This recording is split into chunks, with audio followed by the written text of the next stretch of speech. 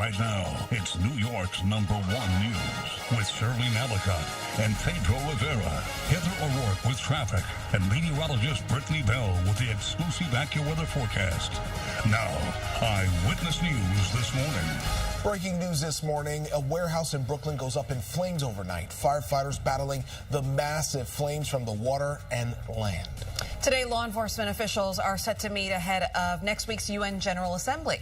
Security across the city will be tighter than ever as more than 200 world leaders and President Trump travel to New York for those meetings. And a big change could come to New York City. Mayor Eric Adams is now calling for the ban on horse carriages in the 5 boroughs. The mayor is saying the decades-old tradition is dangerous. Good morning on this Thursday, September 18th. I'm Pedro Rivera. Good morning, everyone. I'm Shirley Ellicott. Good to be with you. You are never more than 7 minutes away from weather and traffic. Let's get you out the door. Hi, Brittany. Good morning. So the weather will start to slowly improve today, even though we are starting out with mostly cloudy skies, patchy fog, and some patchy drizzle. We'll eventually see more sunshine and temperatures in the 80s. It's 66 in Central Park, and looking at the 50s and the 60s all across the area. Poughkeepsie 55, Montgomery 54, and 64 in Brookhaven. Skies are partly to mostly cloudy. Most of the cloud cover is near the coast and spots south and east of the city. So radar isn't showing any rainfall, but it is wet in some spots because we are starting out with patchy drizzle across the tri-state. But this low pressure will continue to move offshore, pushing away from us, allowing us to tap into more sunshine. And with this lingering moisture, still watching a few areas of dense fog, especially in Sussex and Montgomery. Visibility dropping at or below a half a mile, so that could slow you down. But the sun comes out, warming us up to temperatures in the upper 70s and the lower 80s. Another really nice day tomorrow before fall-like weather returns this weekend. Heather? And Brittany, we heard Pedro talking about this fire in the Red Hook section of Brooklyn here. Van Brunt Street between Reed Street and Van Dyke Street closed with ongoing fire department activity. Jaysha will be up to talk about that in a minute. We also have road closures and frozen zones. UN General Assembly expect those closures and frozen zones along that east side. You know to avoid that. Phil Tate will be talking about that. Then we have this commuter alert in the Bronx where we had an accident. It was on the Cross Bronx Expressway. It was westbound between Sheridan Boulevard and 3rd Avenue. That has been cleared away, so you can see the traffic is moving through that area without any major issues. Hoboken, we still have that water main break. River Street, Hudson Place. So you want to avoid this whole area, and we have alternate side of the street parking rules in effect. Shirlene and Pedro, over to you. All right, thank you. Let's get back to that breaking news in Brooklyn. Firefighters have been battling a massive fire all night long at a warehouse in Red Hook. Yeah, you could see crews are spraying the 5-alarm fire from both the river and on the ground. Officials say at least 2 firefighters had to be treated on the scene. Wow. Eyewitness News reporter Jaysha Patel is live there in Red Hook. Very, very active behind you there, Jaysha. Pedro, Shirlene, good morning. Yeah, it is very active. We have fire trucks lining up the entire street all the way down. You can probably see there's a lot happening behind me. Operations are still happening hours after this fire broke out. If I step out the way, you might be able to see, I know it's very hazy with all this smoke, but firefighters are actually still trying to extinguish this fire. They're currently hosing the fire at the top of the building right now. But this is a warehouse used by many artists, so you can imagine how hard this is for them to see their work going up in flames inside. I do want you to take a look at some of the video that we have from overnight showing just how massive this fire was when it first started. You could see all of that thick smoke and even flames shooting out from the windows and top of the warehouse. This is a 5-alarm fire, and this warehouse is located on Van Brunt Street. It started just after 11:30 last night. So like I mentioned earlier, it's been burning for hours at this point, and firefighters are trying to extinguish this fire both on the ground here and from the water on the other side of this warehouse. One man says there are at least 50 to 100 artists that work inside of this building, and he says artists were actually preparing for Red Hook Studios in a couple weeks, which is when hundreds of visitors are allowed inside to view their work and meet the artists. It just suddenly hit me that it's really sad, you know, for so many people who struggle to get by, you know, making art, and in general, just what a terrible tragedy. I don't suppose this structure will be usable at all anymore. Now, Now, no artists were injured, but like you mentioned, 2 firefighters were treated here on the scene after battling this fire for hours. We are expecting an update in the next 30 minutes. They're setting up for a press conference behind you, so make sure you stick with us here on Eyewitness News. Live in Red Hook, Jaysha Patel, Channel 7, Eyewitness News. You could even see the smoke in the air, Jaysha. Thank you. A community in Pennsylvania is reeling this morning after 5 officers were shot, 3 of them killed, and this morning 2 are still fighting for their lives. Investigators say law enforcement officials were trying to serve a warrant related to a domestic violence incident in York County yesterday when a man who appeared to have been waiting for an ambush opened fire. This is an absolutely tragic and devastating day for York County and for the entire Commonwealth of Pennsylvania. We grieve for the loss of life for 3 precious souls who served this county, served this Commonwealth, and served this country.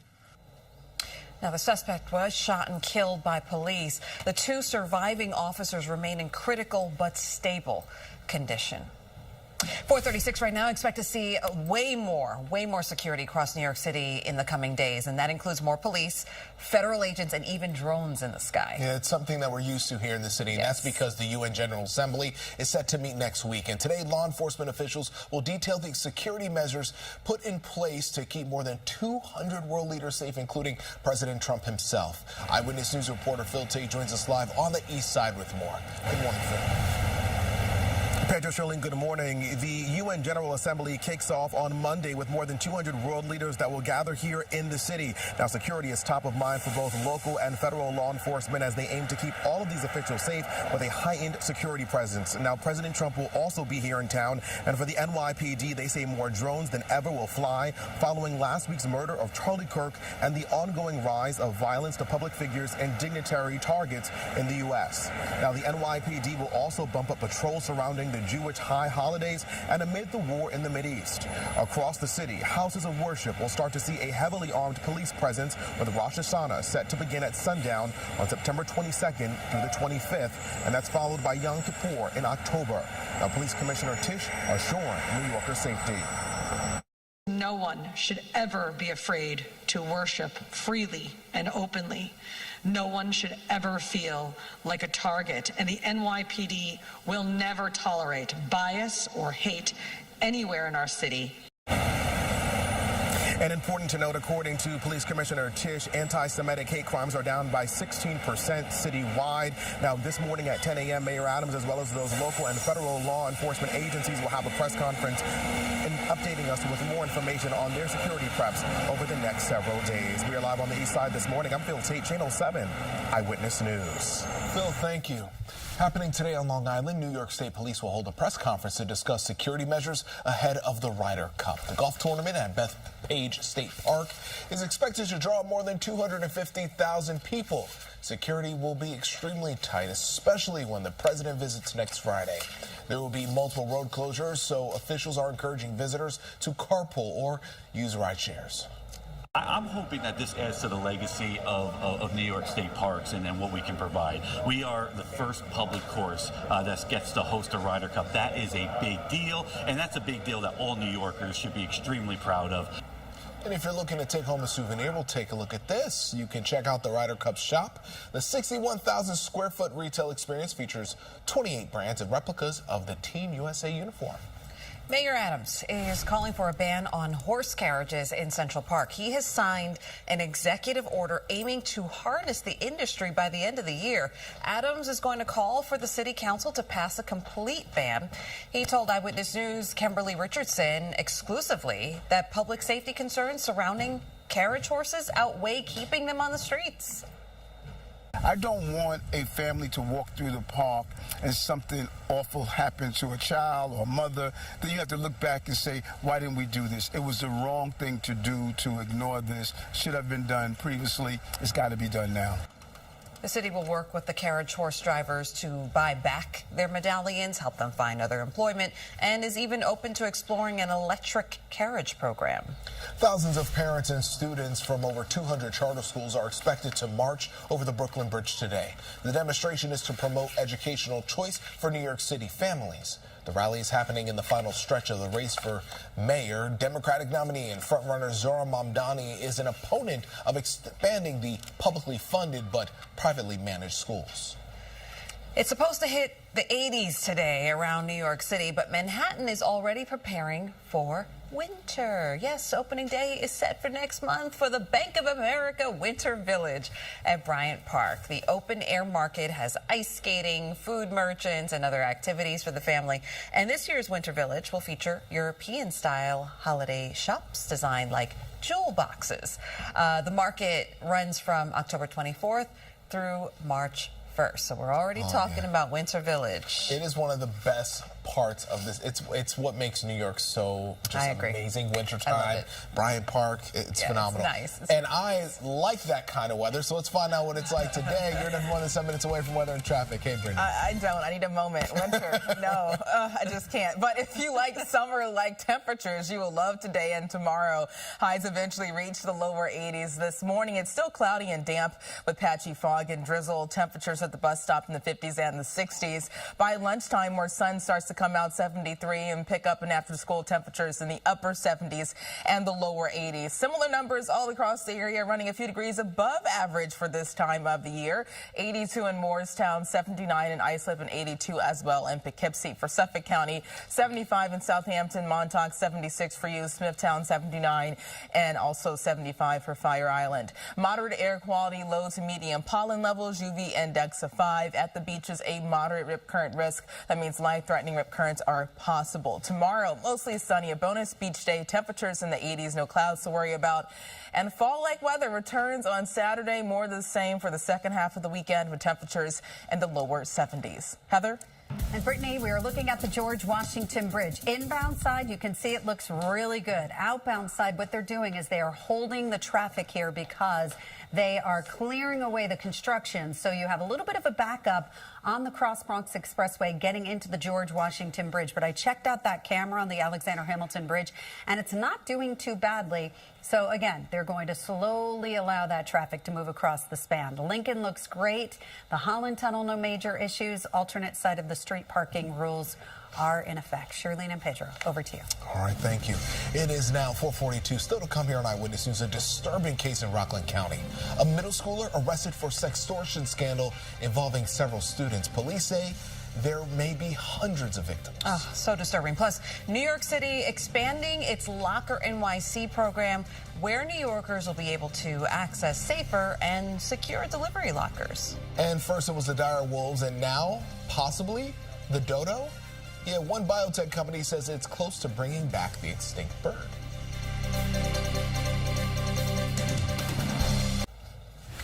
A frightening case in Rockland County of sextortion. A juvenile was arrested and charged, and now police are asking for more victims to come forward. The investigation took place at Fieldstone Middle School in Fields. Officers say that the male victims had been communicating on social media with who they thought was a female who asked for sexually explicit material. In reality, investigators say it was a male student demanding payment in the form of gift cards. Educators are now encouraging parents to have discussions with their children about this. There is certainly no shame in coming forward and bringing this to a trusted adult. So please let us know, let a trusted adult know, let the SRO officer know, let the police department know, but we want to help you and we're here to help you. And when you do report this, we certainly commend that and see the students that did come forward as extremely brave. You see Stony Point police conducting that investigation. The suspect is charged with 3 juvenile felonies. President Trump and the First Lady are across the pond this morning for a historic second state visit to the UK, which is very rare. Yesterday, they were welcomed with royal pageantry. King Charles toasted Trump at a lavish white tie banquet. The British are hoping to make a deal with the U.S. on tariffs to help their own economy. The invite was viewed as a strategic diplomatic effort by the UK in response to Trump's trade policies. King Charles nodded to his country's effort to navigate tariffs. The United Kingdom was your partner in the first trade deal of your administration, Mr. President, bringing jobs and growth to both our countries. And no doubt we can go even further as we build this new era of our partnership. Trump is the first American president to get 2 state visits to the UK, but thousands hit the streets of London last night to protest his visit. Protesters also projected images of Trump and sex offender Jeffrey Epstein on the walls of Windsor Castle. Closer to home, New York City's expanding an initiative, aimed at cracking down on package thefts. The Department of Transportation is adding 36 additional locations that will have public, secure delivery lockers, raising the total number to 70. New Yorkers can send and receive packages from the free lockers that are equipped with security cameras, LED lighting, and anti-theft mechanisms. The Locker NYC initiative was launched in April of 2024. So far, there have been more than 15,000 reservations to use them. Some friendly faces are making a comeback on Disney+. Take a look.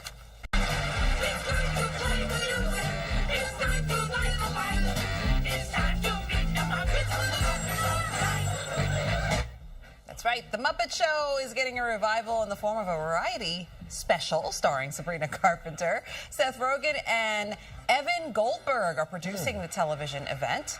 It is set to premiere next year to coincide with the 50th anniversary of the classic original series. Disney is the parent company of WABC. With those two producing, I'm curious on, the tone of this, how it's going to be. I'm excited for it. Yeah, Speaking of a comeback here, a Texas company is announcing a major breakthrough in an effort to bring back an extinct bird that's been gone for 400 years. Texas-based company Colossal Biosciences announced that it has taken a pivotal step in bringing the long-extinct dodo bird back to life. Yeah, the company says it successfully cultured specific cells from dodo's nearest relative, living relative that is, the Nicobar pigeon. So the cells are crucial in its efforts to bring back the dodo. Wow. Scientists say that the project will likely be 5 to 7 years from completion. The company also recently brought back the long extinct dire wolf and is bringing back the woolly mammoth. Yes, all of that. All right. Let's go back to the Ice Ages, shall we? I've watched enough Jurassic Park movies, so I know. let's just, And I've watched enough Up. Did you guys ever see that movie, Up? Of course. They had the dodo Of bird in the course. film. It's like, okay. It's the greatest movie of all time, in my opinion. It will make you cry in the first 5 minutes. Anyone who's watched it, you know what I'm talking about. So true. Yeah. This weather won't make me cry, though. I love a little rainy, damp weather. That's my kind of feeling. Oh, wow. Okay, well, you might cry this afternoon because we'll see some sunshine and temperatures in the 80s. More the same tomorrow. Currently it's 66 in Central Park, north winds near 3 miles per hour. Temperatures are in the 50s and the 60s all across the tri-state. It's 63 in East Hampton, 66 in Bridgeport, and down to 54 in Rock Hill. Winds are much lighter, too, compared to yesterday. Out of the north, ranging from 2 to 6, even 7 miles per hour, and we'll see a lighter breeze throughout this afternoon. And there's enough leftover moisture for a few pockets of dense fog. Most of that is far north and west of the city. Visibility at or below 1 mile in Sussex and Montgomery. It's starting to drop for the South Fork, also seeing some areas of fog, too, down the Jersey Shore. Speaking of the Jersey Shore, watching a few sprinkles and light showers, some patchy drizzle, too, especially near the coast. And that's because we're on the backside of this area of low pressure. That's been our main weather maker. Here's a closer look at some of those sprinkles near Stafford and Barnegat Light that will continue to taper off throughout the morning. So the reason why clouds will clear, we get rid of this area of low pressure that is already moving away from us, and high pressure will take over. That will be our main weather maker. This morning, damp in some spots, but by midday around lunchtime, we'll start to have sun mixing in with cloud cover, especially north and west of the city. More sun for the rest of the area later this afternoon. That's why temperatures will surge into the upper 70s and the lower 80s. Those numbers are actually a few degrees above average for this time of the year. Skies are clear tonight and plenty of sunshine on the way for this weekend. A bonus beach day tomorrow as temperatures once again reach the 80s ahead of a cold front. But this weekend, fall-like weather returns, the 70s, morning temperatures in the 50s, maybe even the 40s in some of the coolest locations. And looking ahead to Monday, fall starts at 219, and we'll see seasonable temperatures near 76 degrees. In the tropics, still watching Tropical Storm Gabrielle that has max sustained winds near 50 miles per hour. That will eventually intensify to a Category 1 hurricane Monday into Tuesday. Right now, the latest cone keeps at east of Bermuda, but that will stay away from the eastern seaboard. Today, 82, a passing morning shower and drizzle, giving way to clearing skies, and a warmer afternoon, northwest winds ranging from 5 to 10 miles per hour. Tonight, 68, we'll see clear and mild. Tomorrow, 82, fantastic, mostly sunny, still nice moist and sunny this weekend.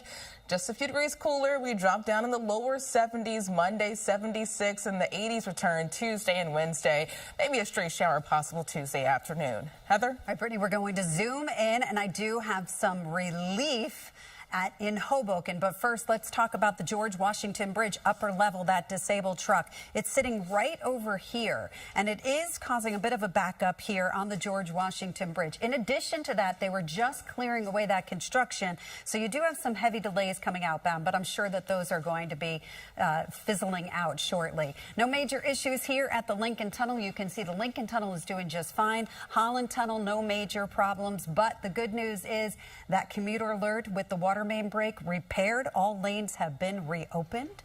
Alternate side of the street parking rules are in effect. We'll be back right after the break. The NYPD arrested a man they say scammed several prospective renters out of their money. You've probably seen this here on Eyewitness News. We've been covering it for some time. Nicholas Fueling faces 14 counts of grand larceny. Authorities had been looking for him after people say that they gave him money to rent an apartment. Then when they tried to get the keys to move in, he was nowhere to be found. The late, great humanitarian Elie Wiesel's legacy will live on through an honor by the U.S. Postal Service. The 18th stamp in the Distinguished American Series honors the man who survived Nazi concentration camps and dedicated his life to fighting for human rights. Eyewitness News Chief Meteorologist Lee Goldberg was there yesterday emceeing the big unveiling at the 92nd Street Y on the Upper East Side, where Wiesel's son said that the USPS echoes his father's legacy. You carry what is given to you faithfully, quietly, reliably. The USPS reminds us that a society depends on trusted messengers. And my father's life reminds us that truth and hope also depend on those willing to bear messages, no matter how heavy. In 1960, Wiesel wrote Night, a harrowing personal account of the Holocaust. If you've never read it, it is absolutely powerful. Years later, he was awarded a Nobel Peace Prize as a messenger for mankind. Great honor. The iconic ice cream duo Ben & Jerry's is no more. Jerry Greenfield says he's quitting the brand he co-founded in 1978. He says it's one of the most painful decisions he's made. He says that he's leaving because of a dispute with its British owner, Unilever. Ben & Jerry's sold its brand to Unilever back in 2000, and since then, Greenfield says the company has silenced Ben & Jerry from speaking out on social and political issues. Unilever says it disagrees with Greenfield's perspective. 4:56, still to come. St. Patrick's Cathedral set to unveil its largest, most expansive mural. The art piece inspired by New York City's immigrant population. Plus, Brittany returns with a look at the AccuWeather forecast. She says that we're going to see temperatures in the 80s today and tomorrow. And of course, Heather O'Rourke returns with a look at your tunnels and bridges, which she says right now, the Holland, the Lincoln, looking great at this hour. Welcome back. You're never more than 7 minutes away from weather and traffic together. So getting out to a cloudy start, but we'll see more sunshine and temperatures warming up into the upper 70s and the lower 80s, 82 in the city and 80 in Bridgeport. Tonight, temperatures drop down in the 50s and the 60s, and skies are mostly clear. Tomorrow, fantastic. Plenty of sunshine, 82 again. But we cool down to the lower 70s this weekend, but at least we'll see mostly sunny skies sticking around through early next week. Heather? And we see this quite often at the George Washington Bridge. They are clearing away that construction going outbound, but if you look right over here, you can see we have a disabled truck. Right lane is blocked off. So heavy delays coming outbound, not only because they're clearing the construction, but also because of that disabled vehicle. Lincoln Tunnel looks wonderful, and we have alternate side of the street parking rules in effect. Pedro, over to you. All right, thank you. A new report from the mayor's office reveals that ambulance and fire companies' response times for life-threatening emergencies have increased again since last year. Times for both increased 22 seconds, from 7 minutes and 23 seconds to 7 minutes and 45 seconds. The fire department also said those numbers have increased steadily for the last 4 years. The union representing paramedics blaming staffing shortages because of low pay. City Hall and the FDNY pointed to traffic and higher volume calls because of this rather than staffing issues. New York's most famous house of worship is getting a major glow up. Cardinal Timothy Dolan will unveil the largest artwork ever commissioned for St. Patrick's Cathedral. A Brooklyn-based artist was tapped to create a mural that stretches 25 feet high and wraps around the cathedral's entrance. The artwork, titled "What's So Funny About Peace, Love, and Understanding," will be dedicated during Mass this Sunday. I love that message. Peace, love, and understanding. We need that right now. The news at 5 starts right now. Right now, it's New York's #1 news with Shirley Malicott and Pedro Rivera. Heather O'Rourke with traffic and meteorologist Brittany Bell with the exclusive AccuWeather forecast. Now, Eyewitness News this morning. We're following breaking news in Brooklyn. 2 firefighters were hurt while battling this huge fire you see at a warehouse in Red Hook. We're told that the building houses several artist studios. Later today, we're hearing from the NYPD commissioner and Mayor Adams, as well as other officials, about heightened security ahead of the UN General Assembly next week. Suffolk County Police are adding some manpower. Take a look at this. We're talking about a 4-legged friend. Meet Hamilton, the department's first therapy dog. Aww. Good morning on this Thursday, September. So handsome. Hamilton is a good-looking guy. I love the idea of a therapy dog. I had a therapy dog. Did you? Yeah, I used to go to schools and hospitals. What was the name? His name was Rocco. Rocco? Yeah. Rocco the therapy dog. What kind of dog was he? He was a mix. A mix? Yeah. Okay. Rocco. We should have Therapy more. dogs are wonderful. So we should have one really right nice. here whenever traffic gets too insane out there, and Heather's like, you could stop and pedal. Yeah, I think that's a wonderful idea. Yeah, let's do it. That'll help a lot of people with road rage. Yes, yeah, sure. I love that idea. I love it. Today, if you're walking your dogs outside today, you want to do it in the afternoon, I guess? Or? Yes, because my dogs refuse to go out in the rain. They're such divas. Yeah, they are divas. So much nicer today, especially this afternoon. But right now, it's still wet in some spots. I am tracking a few light showers and patchy drizzle across the area. So it's 66 in Central Park. Skies are mostly cloudy. Here's a closer look at temperatures. 57 in Sussex, also 62 in White Plains, and 65 in Toms River. Skies are partly to mostly cloudy. Clear conditions across the Catskills, but still looking at a few sprinkles in Long Beach. Even if you're not seeing rain in your neighborhood, it still could be wet because radar has a hard time seeing the very small drizzle and mist particles.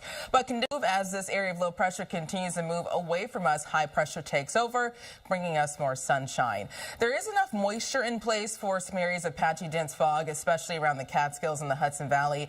That's where visibility is dropping at or below 1 mile, like Montgomery and Poughkeepsie. That could slow you down for your morning commute. But get ready for more sun and temperatures reaching the upper 70s and the lower 80s. Heather? And we're going to the Bronx, and this is a new issue. Sheridan Boulevard between Westchester Avenue and I-95. We do have an accident where one lane is closed off.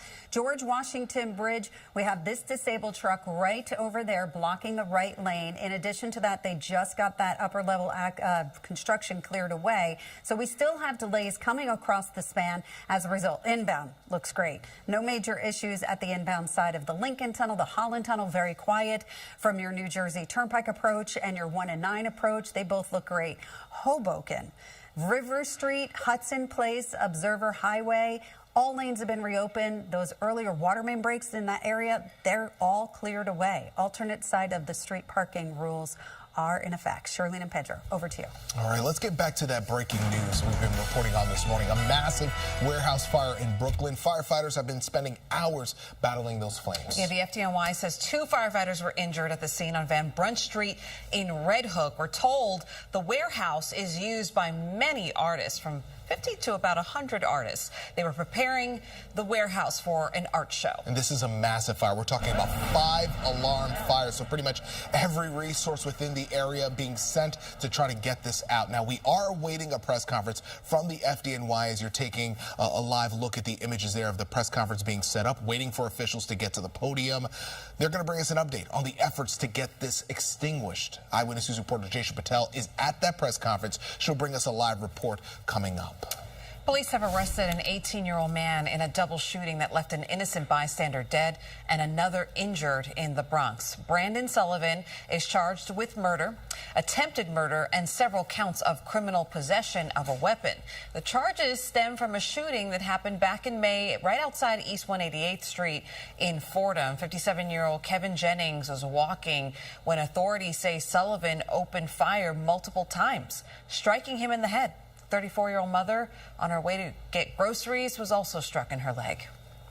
Police have identified the victim of a deadly shooting in Brooklyn. Authorities say 24-year-old Ramel Ingram running from the gunman when he was shot several times in the chest. It happened just after 8:30 last night on Crook Avenue in Flatbush.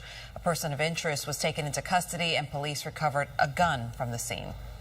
It is now 5:04. Later this morning, we'll hear from Mayor Eric Adams, the NYPD Commissioner Jessica Tisch, and other officials about heightened security for next week's UN General Assembly. Now, the Assembly is bringing President Trump and 200 leaders from around the world right here into New York City. Eyewitness News reporter Phil Tate is live for us at the UN on the East Side with more. Good morning, Phil.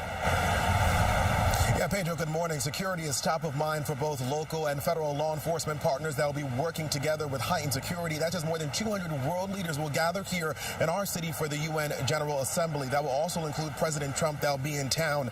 Now, the NYPD, they say more drones than ever will fly following last week's murder of Charlie Kirk and the ongoing rise of violence to public figures and dignitary targets in the U.S.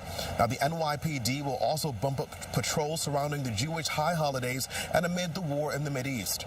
Now, across the city, houses of worship will start to see a heavily armed police presence, with Rosh Hashanah set to begin at sundown on September 22nd through the 25th, followed by Yom Kippur in October. Now, important to note, according to the police commissioner, anti-Semitic hate crimes are down by 16% citywide. This morning at 10 a.m., Mayor Adams will have a press conference joined with those local and federal partners talking about their security preps and efforts over the next several days. We're live outside of the United Nations this morning. I'm Phil Tate, Channel 7 Eyewitness News. Thank you, Phil. New this morning, lawyers for pro-Palestinian activist Mahmoud Khalil says that they plan to appeal a judge's decision for him to be deported to either Algeria or Syria. The judge says Khalil failed, that is, to disclose certain information on his green card application. Khalil, a legal permanent resident, was arrested by ICE in March in his Manhattan apartment. He spent more than 3 months in detention in Louisiana before being released in June. A 95-year-old woman is being held in jail without bail, charged with murdering a Holocaust survivor at a Brooklyn nursing home. Prosecutors say Galina Smirnova was discovered by a staff member at a Coney Island facility washing blood off of herself and around the room that she shared with Nina Katsroff for just 2 days. The 89-year-old was found dead with blunt force trauma earlier this week. The alleged murder weapon was a leg rest from a wheelchair that was discovered outside of the building. A lawyer for the victim's family says dementia could have played a role in this case. Dementia can bring on, unprovoked, out of nowhere, a fit of complete rage. So defensively, that's the defense. Now, be interesting to see how that plays in against the backdrop of apparently discarding the piece of the wheelchair, washing her hands in the bathroom. Now suddenly we begin to see, maybe I do know what I was doing. We reached out, but so far there's been no comment from the nursing home. Now to the race for New York City Mayor. Frontrunner Zohran Mamdani received a key endorsement from a fellow Democrat. The next mayor of the city of New York, Zohran Mamdani. That is influential State Assembly Speaker Carl Hastie showing his support for Mamdani. Meantime, it was a busy day on the campaign trail for the other mayoral candidates. Mayor Adams visited seniors organized by his Department for the Aging. Curtis Sliwa attended a court appearance for a man accused of animal cruelty, saying that he would establish an animal welfare division at City Hall. And former Governor Andrew Cuomo met with Chamber of Commerce leaders to discuss how he says he can grow small businesses and create jobs. At 5:08 today, County will formally meet the newest officer of the Suffolk County Police Force. He's got 4 legs and a whole lot of fur. We're talking about Hamilton. It's the department's first therapy dog. Take a look at that face. This morning, the Black Lab will get his official police shield. The department says Hamilton will offer comfort and emotional support to the community and officers. He'll also visit schools to build trust between kids and police. What a good boy. So this morning at the bus stop, temperatures in the 50s and the 60s. It's still wet in some areas due to light showers and patchy drizzle, but things quickly improve by lunchtime. 73, the sun starts to come out, and temperatures around pickup and after school in the upper 70s and the lower 80s. Those temperatures are actually a few degrees above average for this time of the year. Our typical high in the city, that's near 76 degrees. 80 in Bridgeport, 76 in Montauk, and 82 in Newburgh. A closer look at temperatures across New Jersey down the shore. 78 in Long Branch and 77 in Point Pleasant Beach. Manalapan 82 and Jackson 81 for you. If you have beach plans, there's a moderate rip current risk. That means life-threatening rip currents are possible, so always swim near a lifeguard. For the Mets game, much nicer weather for the game at 1:10 this afternoon around first pitch. The sun should start to come out, 77, and for the late innings, temperatures near 80 degrees.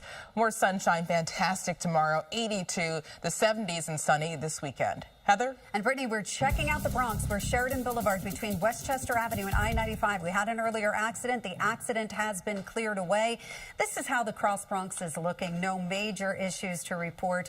So you're doing okay. Now, the problem we do have is the George Washington Bridge going outbound. You see that right over there?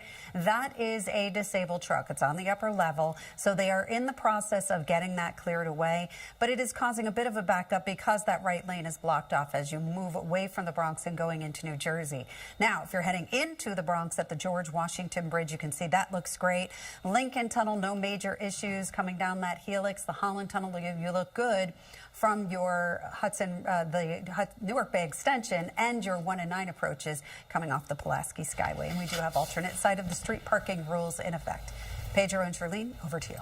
All right, thanks so much, Heather and Brittany. 5:10 right now. Today, a CDC panel will meet to discuss vaccines currently recommended for children. Coming up, why the agency's former director says she is nervous about the panel's upcoming recommendations. A wild scene off the coast of Portugal. Learn how many people had to be rescued after orcas caused a sailboat to sink. Forget about seeing a casino in Times Square. Yesterday, a community advisory committee rejected a plan to put a Caesars Palace on Broadway. The committee also shut down plans to build a casino at Hudson Yards as well. There are now 6 projects still vying for 3 downstate casino licenses, but for many of us who had a hard time actually picturing visualizing a casino in Times Square, well, don't have to have a hard time with it anymore because it's not happening. No, you still have Queens still put in, the Bronx, plenty of other places. Yes, absolutely. Today, a CDC panel will meet to discuss vaccines currently recommended for children. This comes after Health Secretary Robert F. Kennedy Jr. faced criticism for replacing several members of the advisory panel. ABC's Nicole D'Antonio is in Washington with the details. This morning, an advisory panel at the CDC kicks off a 2-day meeting where members are expected to discuss and vote on vaccines currently recommended for all children, including those for measles, mumps, rubella, chickenpox, and hepatitis B.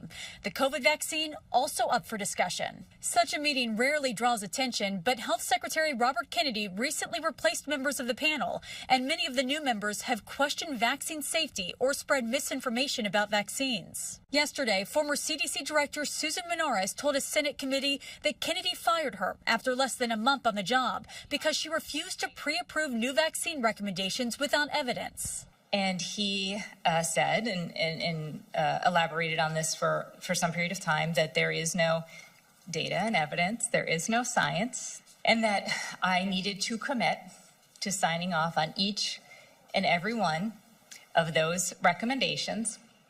And if I could not commit to that, I needed to resign. To be clear, he said there was not science or data, but that you still expected you to change the schedule. Correct. Health Department officials say her testimony contained factual inaccuracies and left out important details, and accused Menares of acting maliciously to undermine the president's agenda. Following the testimony, Republican Senator Bill Cassidy, who's also a doctor, shared this warning for parents. If the vaccine advisory panel makes recommendations to change the childhood vaccine schedule, should the American people have confidence in that decision? No. Democrats also voicing concern. Robert F. Kennedy Jr. must resign. We have to turn him into a healthcare pariah in order to make him a detriment to the Trump administration. And I think that's the only way, ultimately, that we're going to save the lives of children and adults in our country. Several major medical groups warned that any recommendations shifting vaccine schedules or eligibility could spark more confusion, trigger shortages, and potentially cost lives, pointing to that measles outbreak this year that killed 2 children. In Washington, Nicole D'Antonio, Channel 7 Eyewitness News. Nicole, thank you. Several orcas were caught on camera sinking a sailboat off the coast of Portugal. Look at this. The country's maritime authority confirmed 5 people were rescued here. This happened last Saturday. There have been 700 orca attacks in that area since 2020. Whoa. Just think about that. Yeah, we are. Now, I know I'm not going sailing off the coast of Portugal. I'm just telling you that right now. The Federal Reserve made its first rate cut in 9 months and says there could be more by the end of the year. Yesterday, the Fed announced a 1/4 point interest rate cut. It was widely anticipated and comes as inflation and a sluggish job market compete against each other. The Fed also signaled 2 more rate cuts are on the way. For months, President Trump has been pushing, as we know, for big cuts to offset his aggressive economic policies. So there you have it. Yeah, we've seen inflation just continuing to tick up. Yep. All right, Brittany Bell, speaking of ticking up, our temperatures are ticking down in comparison to what we saw, I guess, a week ago, right? Or are we... I think we're going up, yeah. Oh, so yeah, we were going down yesterday. Oh, okay, yeah. yes. Pedro weather because he likes clouds. I know, but it's kind of been like a, a little bit of a roller. It was raining a lot yesterday. I loved it yesterday. I was sitting at home looking out the window watching the rain. Yeah. Go see my therapist. I think it's beyond our pay grade at this point. Yeah, that's my therapist. That's why she gets paid. You know what I'm saying? Therapist. I will say it was good napping weather yesterday. I was very sleepy yesterday, but today you want to get outside. Temperatures in the lower 80s. Gen Z, right? That's the generation that needs to get outside. Yes. Yeah. But currently we have low cloud cover, low ceiling. That will improve later today. 66 in Central Park. North winds near 3 miles per hour. Waking up to the 50s and the 60s all across the map. 63 in Morristown, Newark 68, and 62 in Danbury. Winds are much lighter out of the north, ranging from 2 to 8 miles per hour, so it's not going to be as breezy compared to yesterday. And there's enough moisture for a few pockets of dense fog. We're seeing most of that around the Catskills and the Poconos, also the Hudson Valley. Visibility dropping to 1/2 mile in Sussex and Montgomery, 3 miles in Poughkeepsie. That could slow you down for parts of your morning commute. It's still damp in some areas because we're waking up to patchy drizzle and mist. Even though you're not seeing it on radar, it's still wet in some spots because radar has a hard time seeing those very small mist particles. But it is seeing some very light rainfall just south of Barnegat Light and Stafford that will continue to taper off. The bigger picture showing this area of low pressure that's pushing away from us. That's why skies will start to improve as high pressure takes over. So this morning, waking up to clouds and a few areas of patchy drizzle, but by midday around lunchtime, the sun starts to come out and we'll see more sunshine this afternoon. And temperatures responding by reaching the upper 70s and the lower 80s. Tonight, mostly clear, lows dropping in the 50s and the 60s, and tomorrow, plenty of sunshine. We stay sunny on Friday, a bonus beach day with high temperatures in the 80s, but the lower 70s return this weekend thanks to high pressure and a cold front. We're still mainly dry this weekend and dry again on Monday, and fall starts on Monday at 2:19 in the afternoon. In the tropics, we're tracking Tropical Storm Gabrielle that has max sustained winds near 50 miles per hour. That will eventually intensify to a Category 1 hurricane late Sunday night into early Monday as that passes just east of Bermuda. But models continue to keep that well offshore. That could bring us higher rip currents, though, this weekend through early next week. Today, 82, morning clouds and rainfall giving way to more sunshine. Northwest winds ranging from 5 to 10 miles per hour. Tonight, the upper 60s, mostly clear, and tomorrow, 82 fantastic, a bonus beach day. For the rest of the 7-day forecast, temperatures in the lower 70s, mostly sunny. Fall starts at 219 on Monday, and seasonable temperatures near 76, with the 80s return Tuesday and Wednesday, with a small chance for a stray shower later Tuesday. Heather, you have a lot going on top of your normal traffic conditions. Wait, so a lot going on personally or just in the traffic? I'm not trying to put out your business, but... All right, Brady, let's talk about what's going on here on the Ed Koch 59th Street Bridge. Not doing too badly. You're actually moving pretty well. Upper level, lower level, both directions. A pretty quiet ride. Then this is a look at how things are looking as you go into the Bronx. We had this earlier problem on the Cross Bronx Expressway, but that has been cleared away. It was actually on the Sheridan. It was causing those delays. George Washington Bridge, upper level, we do have this disabled truck still being cleared away. So you can see it right there in the right lane. So do use caution if you are going to the outbound side of the George Washington Bridge. Lincoln Tunnel looks great. No major issues coming down that helix getting into the tunnel. And the Holland Tunnel, no major issues on both approaches. We do have alternate side of the street parking rules in effect. Shirlene and Pedro, over to you. All right, thank you. It is now 5:21. Up next, a renewed effort to clean up New York City. We'll explain the oversight hearing being held by city council members today. And we do have a programming note. Tonight, ABC is airing a special edition of 2020 called Robert Redford, The Life and Legacy of an American Icon. Redford died Tuesday at the age of 89. You can watch tonight's special here on Channel 7 at 10 o'clock. It is 5:24. A New York City Council committee will hold an oversight committee today to review ways the city is working to clean up the streets. Earlier this week, the Adams administration announced that it would be ramping up its long-running battle against trash bags piled up on sidewalks and the rats they attract in Brooklyn. The city plans to start rolling out stationary on-street containers known as Empire bins in Fort Greene and Clinton Hill this fall. The move follows what officials say has been a successful pilot in West Harlem, where 1,100 containers were recently installed. Tomorrow night, the New York Liberty face a must-win Game 3 against the Phoenix Mercury in order to advance in the WNBA playoffs. Yes, and obviously it comes after losing Game 2 at Barclays Center last night. Ouch. Liberty star Breanna Stewart did start the home game with a brace on her knee after she injured it in Game 1 on Sunday. That was in question, so she did start. She had 6 points in 20 minutes, but it was a bad night for the Liberty, with the Mercury getting the win in a blowout 86-60. The series is now tied at 1 win each. The decisive Game 3 is tomorrow night in Phoenix. Tip-off is at 9, and you can catch the action, of course, on ESPN2. I love this for the New York Liberty. I love it for, you know, it's so nice of them to say, you know, let's give one game to the opponent. Let it feel like a better series so people are more invested. They gave it away. They did that on purpose. We know what's going to happen. It is now 5:25. A new album and an upcoming tour aren't the only things on Cardi B's plate. We'll tell you about the big announcement involving her family growing. Yes, but first, in Tech Bites, a new product from Meta. Learn what makes these Ray-Bans different from your regular eyeglasses and your older Ray-Ban of that kind. Like mine. I know, mine too. In today's Tech Bites, Meta's new AI-powered smart glasses. They look slightly like a beefier pair of Ray-Bans, and they're paired with a wristband that controls a display inside the lens. Now, users can see everything from videos to text. They cost about $800 and will be available September 30th. Well, next, a gadget on a different level. Casio's robotic pet, Mothlan. The company says it's meant to be held and cuddled to provide a calming presence. Mothlan has been selling so well over in Japan that it's coming to the U.S., and sales are expected to start in about 2 weeks. Google's AI assistant will soon bring you up to date on things you missed during a Google Meet call. The Ask Gemini feature will use captions, Google Docs, and even slides from the call to answer your questions. It can also provide summaries on what was said by specific people.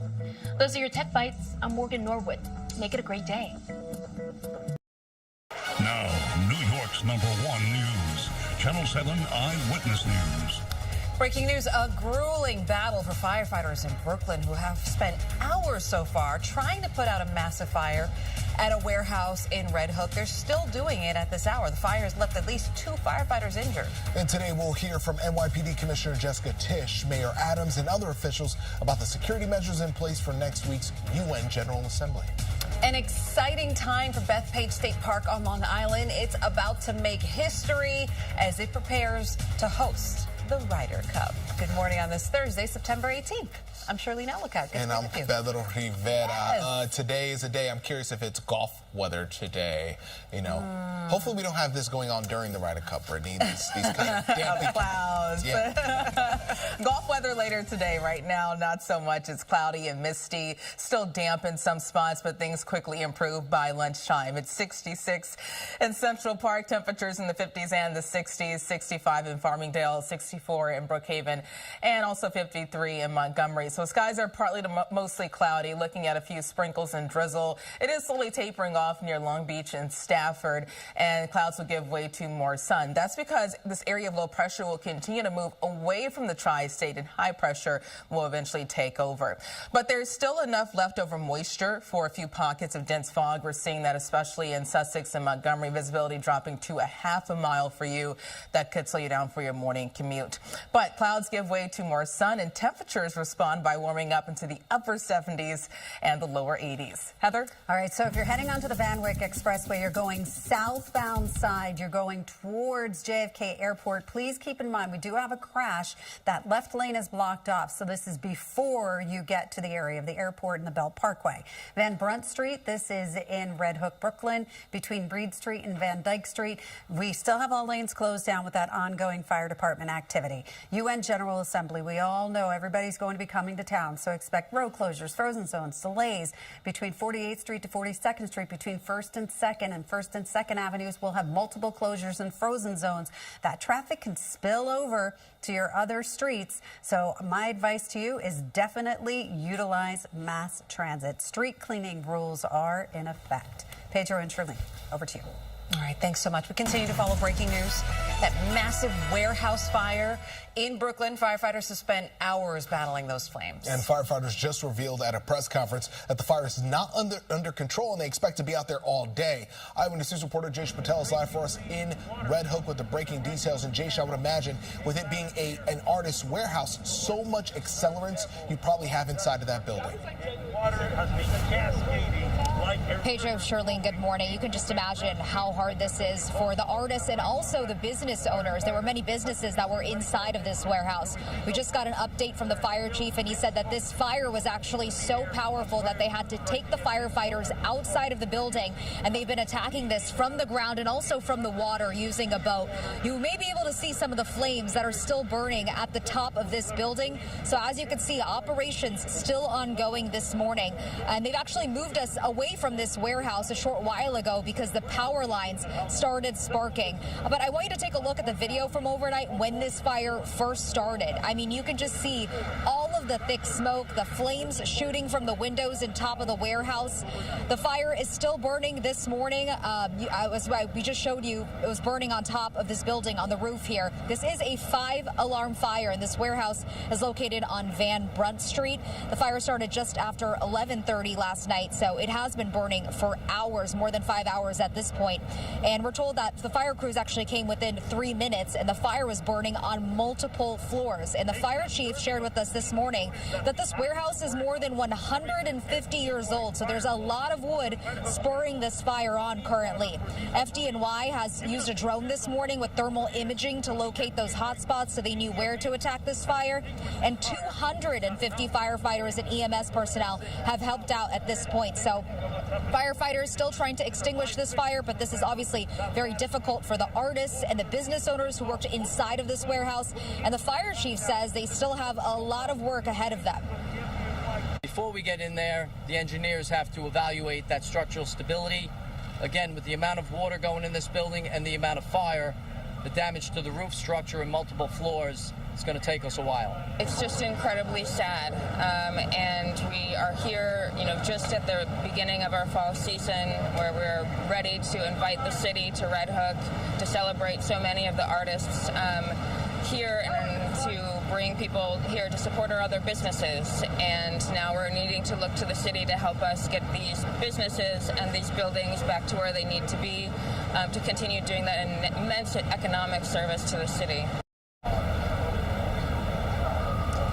And the fire chief shared this morning that the fourth floor and the roof actually collapsed. They say that they won't be able to go inside the building. They'll likely be here all day, and that engineers will need to go out inside and make sure that the building is stable before they can go in and assess the damage. 2 firefighters were treated for minor injuries here on the scene.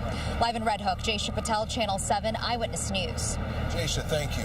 A community in Pennsylvania is reeling this morning after 5 officers were shot, 3 of them killed. And this morning, there are still others who are fighting for their lives. Investigators say law enforcement officials there were trying to serve a warrant related to a domestic violence incident in York County yesterday when a man who appeared to have been waiting to ambush the officers opened fire.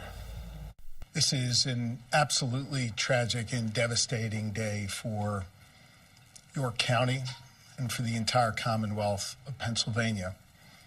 We grieve for the loss of life for 3 precious souls who served this county, served this Commonwealth, and served this country. The suspect was killed by police. The 2 surviving officers remain in critical but stable condition. We're thinking about them this morning. Today, we are going to be hearing from the NYPD Commissioner, Jessica Tisch, Mayor Adams, and other leaders about heightened security for next week's UN General Assembly. The Assembly is bringing President Trump and leaders from around the world into New York City. Hundreds. Eyewitness News reporter Phil Tate, live at the UN on the east side with more. Phil?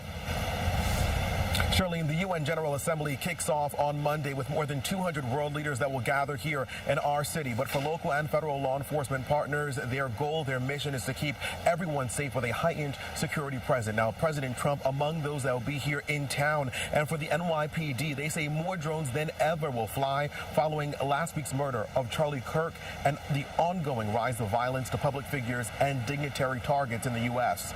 The NYPD will also bump up patrols surrounding the Jewish high holidays and amid the war in the Mideast. Across the city, houses of worship will start to see a heavily armed police presence with Rosh Hashanah set to begin at sundown on September 22nd through the 25th, followed by Yom Kippur in October. Now, Police Commissioner Tisch assuring New Yorkers safety. No one should ever be afraid to worship freely and openly. No one should ever feel like a target, and the NYPD will never tolerate bias or hate anywhere in our city.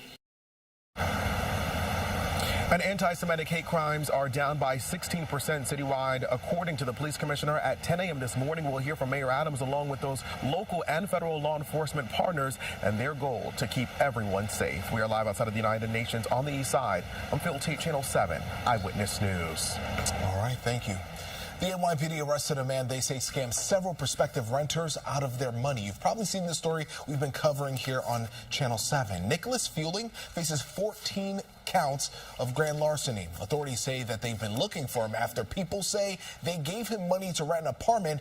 Then when they went there to move in and grab their keys, he was nowhere to be found. Today, New York State Police will talk about security measures ahead of the Ryder Cup at Bethpage State Park on Long Island. More than 250,000 people are expected at the tournament starting on Tuesday. Security is expected to be extremely tight, especially when President Trump visits next Friday. There will be multiple road closures, so officials are encouraging visitors to carpool or use ride shares. Bethpage State Park is the first public course to host a Ryder Cup. A frightening case in Rockland County here of sextortion. A juvenile was arrested and charged, and now police are looking for more victims to come forward. The investigation took place at Fieldstone Middle School in Thiels. Officers say that the male victims had been communicating on social media with who they thought was a female who asked for sexually explicit material. In reality, investigators say it was a male student demanding payment in the form of gift cards. Educators now are encouraging parents to have conversations with their children. Mayor Adams is calling for a ban on horse carriages in Central Park. He has signed an executive order aiming to harness the industry by the end of the year. Adams will call for the city council to pass a complete ban. He told Eyewitness News' Kimberly Richardson exclusively that public safety concerns surrounding carriage horses outweigh keeping them on the streets. I don't want a family to walk through the park and something awful happens to a child or a mother. Then you have to look back and say, why didn't we do this? It was the wrong thing to do to ignore this. Should have been done previously. It's got to be done now. The city will work with the carriage horse drivers to buy back their medallions, help them find other employment, and is even open to exploring an electric carriage program. Bronx native and rapper Cardi B has a lot to look forward to in the coming months. Not only is she releasing a new album and going on tour, but she announced that she and NFL star Stephen Diggs, the wide receiver. Stephon Diggs? Yeah. It's a wide receiver for, out there in the NFL. They're expecting a baby together, all right? He's been on a bunch of teams. This will be Cardi's fourth child overall, and she has not announced a due date yet. Cardi has 3 kids with her ex-husband, rapper Offset. The announcement comes ahead of a release of Cardi's new album titled I Am the Drama. She's kicking off her arena tour in February. You know what it was? I was looking at a story for Stephon Kim, so I didn't want to say Stephon Diggs. I almost said Stephon Diggs, like a reporter. No, but yeah. Well, a little less drama when it comes to the weather this weekend. Right now, though, temperatures in the 50s and the 60s. Skies are cloudy at the bus stop. Also damp in some spots because of some lingering drizzle. By lunchtime, sunny breaks 73. The upper 70s close to pickup and after school. Similar temperatures all across the tri-state, and these numbers are actually a few degrees now above average for this time of the year. Our average high is near 76 in Central Park. So we reach a high of 80 in Islip, 81 in White Plains, and 78 degrees in Monticello. For Levittown, 79, also Woodmere, 78, Manor Haven, 81, Elmhurst, 81, and 79 as well in Smithtown. A moderate rip current risk, and that means life-threatening rip currents are possible. Always swim near a lifeguard. Moderate air quality, low to medium pollen levels, and UV index of 5. Tomorrow, a bonus beach day. The 80s, mostly sunny. Temperatures cool down to the lower 70s this weekend, but at least we're dry and sunny. Early next week, temperatures in the upper 70s and the 80s return Tuesday and Wednesday. Of your full 7-day forecast coming up. Heather? And Brittany, we are checking out the Van Wyck Expressway going onto the southbound side right near Rockaway Boulevard. There's a crash. Left lane is closed off, so we do have delays. Once you get past that, you're doing okay getting down into the area of JFK Airport. This is the Belt Parkway right by JFK. No major issues there. But it's always a great idea to get in touch with your individual carrier. Go to your app. The George Washington Bridge upper level, there was a disabled truck. It has been cleared away. You can see the upper level going inbound.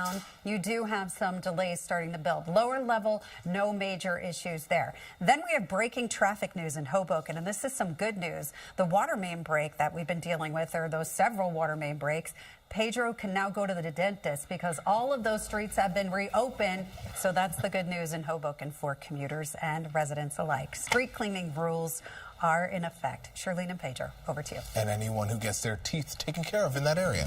Fantastic. I needed more context. Yeah, just to add context. It is now 5:43. Coming up, President Donald Trump continues his rare second state visit to the UK. So we're going to show you the pageantry, but also the protest that came with it. Another tense hearing on Capitol Hill for FBI Director Kash Patel. He faced tough questions over his handling of the Jeffrey Epstein case.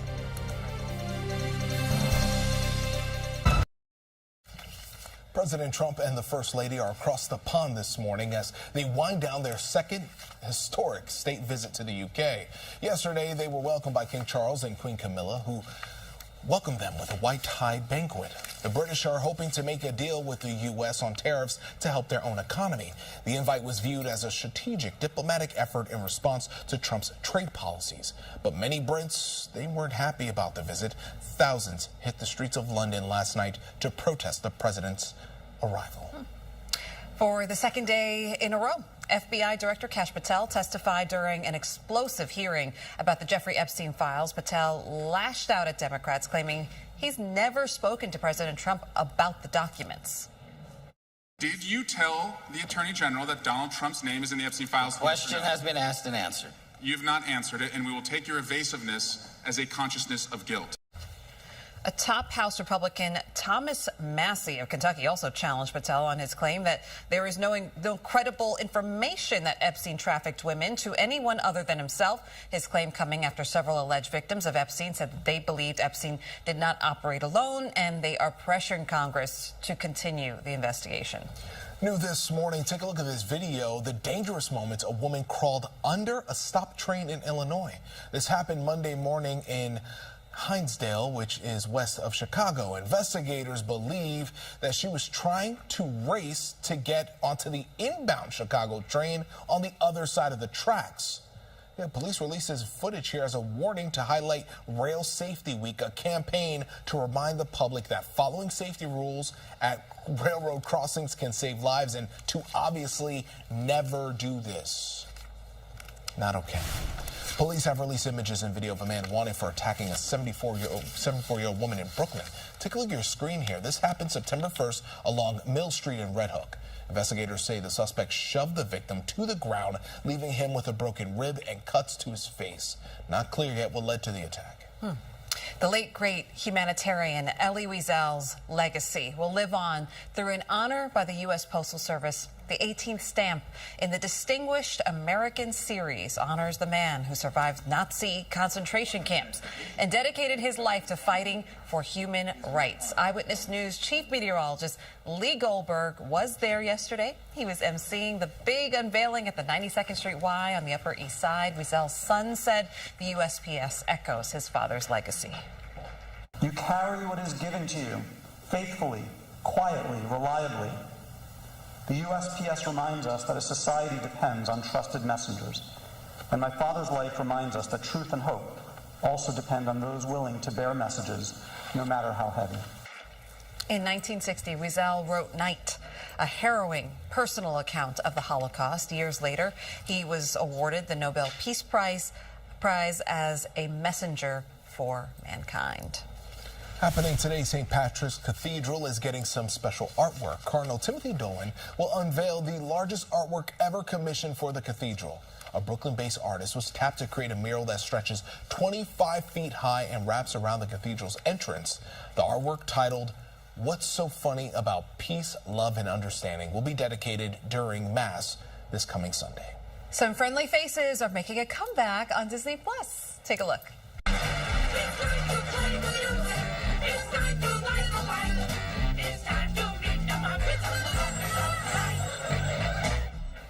The Muppet Show is getting a revival in the form of a variety special starring Sabrina Carpenter. Seth Rogen and Evan Goldberg are producing the television hit. It is set to premiere next year to coincide with the 50th anniversary of the classic original series. Disney is the parent company of WABC, and if I have any advice for Sabrina Carpenter, I would say she needs to keep her distance from Kermit, or AKA Kermie.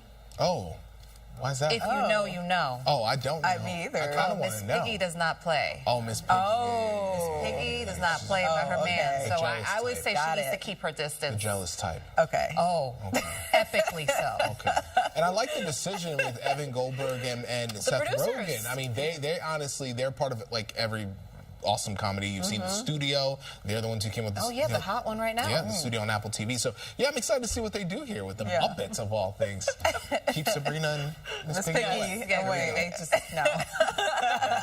No drama though when it comes to the weather, at least for later for me, because I'm getting what I want. Yeah, maybe for Pedro because he likes what's going on right now. There's gonna be a warm up later, right? Yeah, temperatures even today warming up to the upper 70s and the lower 80s compared to yesterday when we struggled to get out of the 60s. So we're getting above average for this time of the year, and a bonus beach day tomorrow. But this morning it's still gloomy, low cloud cover, and some areas of patchy dense fog, also drizzle. So it's wet in some spots. 66 in Central Park, northwest winds near 3 miles per hour. Current numbers in the 50s and the 60s, 63 in East Hampton, Danbury 62, and also 59 degrees in Sussex. Winds are much lighter compared to yesterday out of the north, ranging from 2 to 8, even 9 miles per hour. I mentioned patchy dense fog. We're seeing most of that around northwest New Jersey, the Catskills, and the Hudson Valley.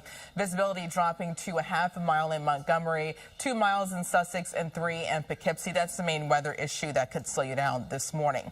But things are slowly drying out. Skies are partly to mostly cloudy. Still watching a few sprinkles near Stafford, but that is slowly tapering off. And we'll see that trend continue throughout this afternoon. That's all due to this area of low pressure that continues to move offshore and return. High pressure will take over, and that will be our next weather maker. That's why we'll see more sun. But this morning, mostly cloudy, patchy drizzle.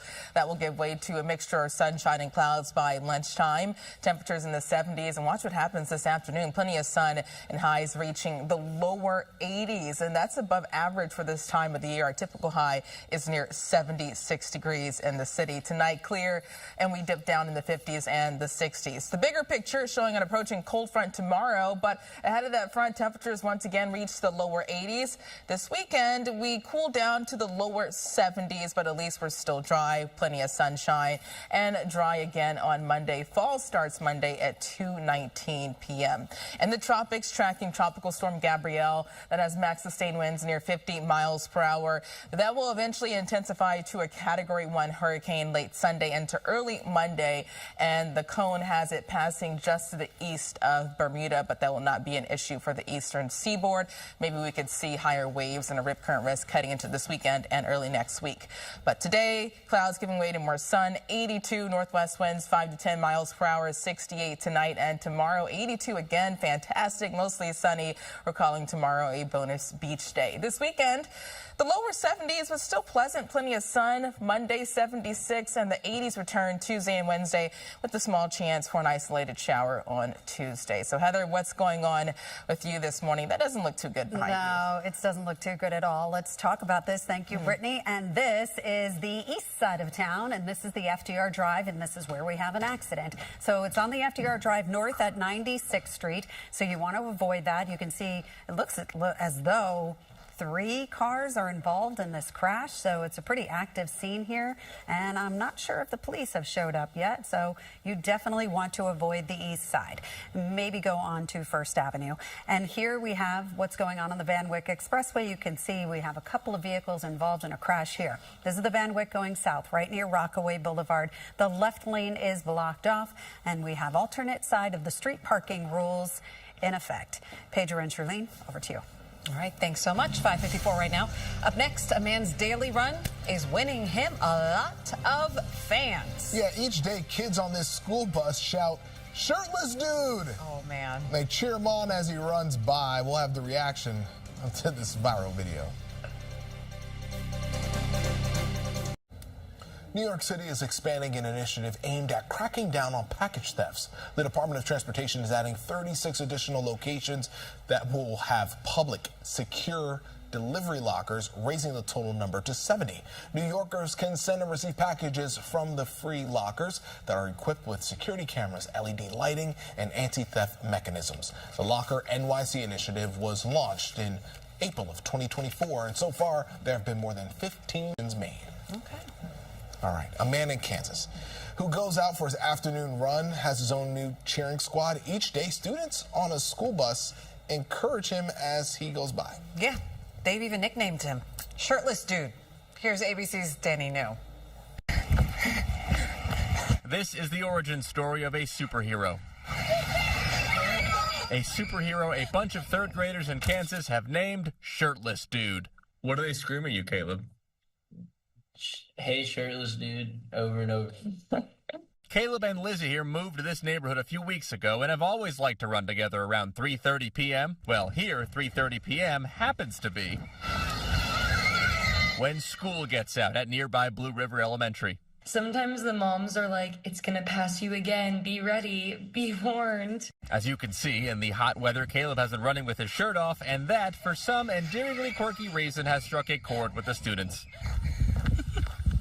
Now, besides yelling at him from the bus, their young neighbors are even chasing Caleb down the street to ask for his autograph. Look, this young lady actually sketched him with a little six-pack next to a school bus of children screaming, "Hi, shirtless dude," and "We love you!" She was like, hey, can you please sign this picture I made for you? And she sprinted after me and just handed it out to me. I was like, yeah, of course. Aww. Another neighbor in a Patrick Mahomes jersey approached Caleb with a shirt he had made. Is this helping your pursuit to be in great shape? Yeah, a little bit. You want to run for them? Right.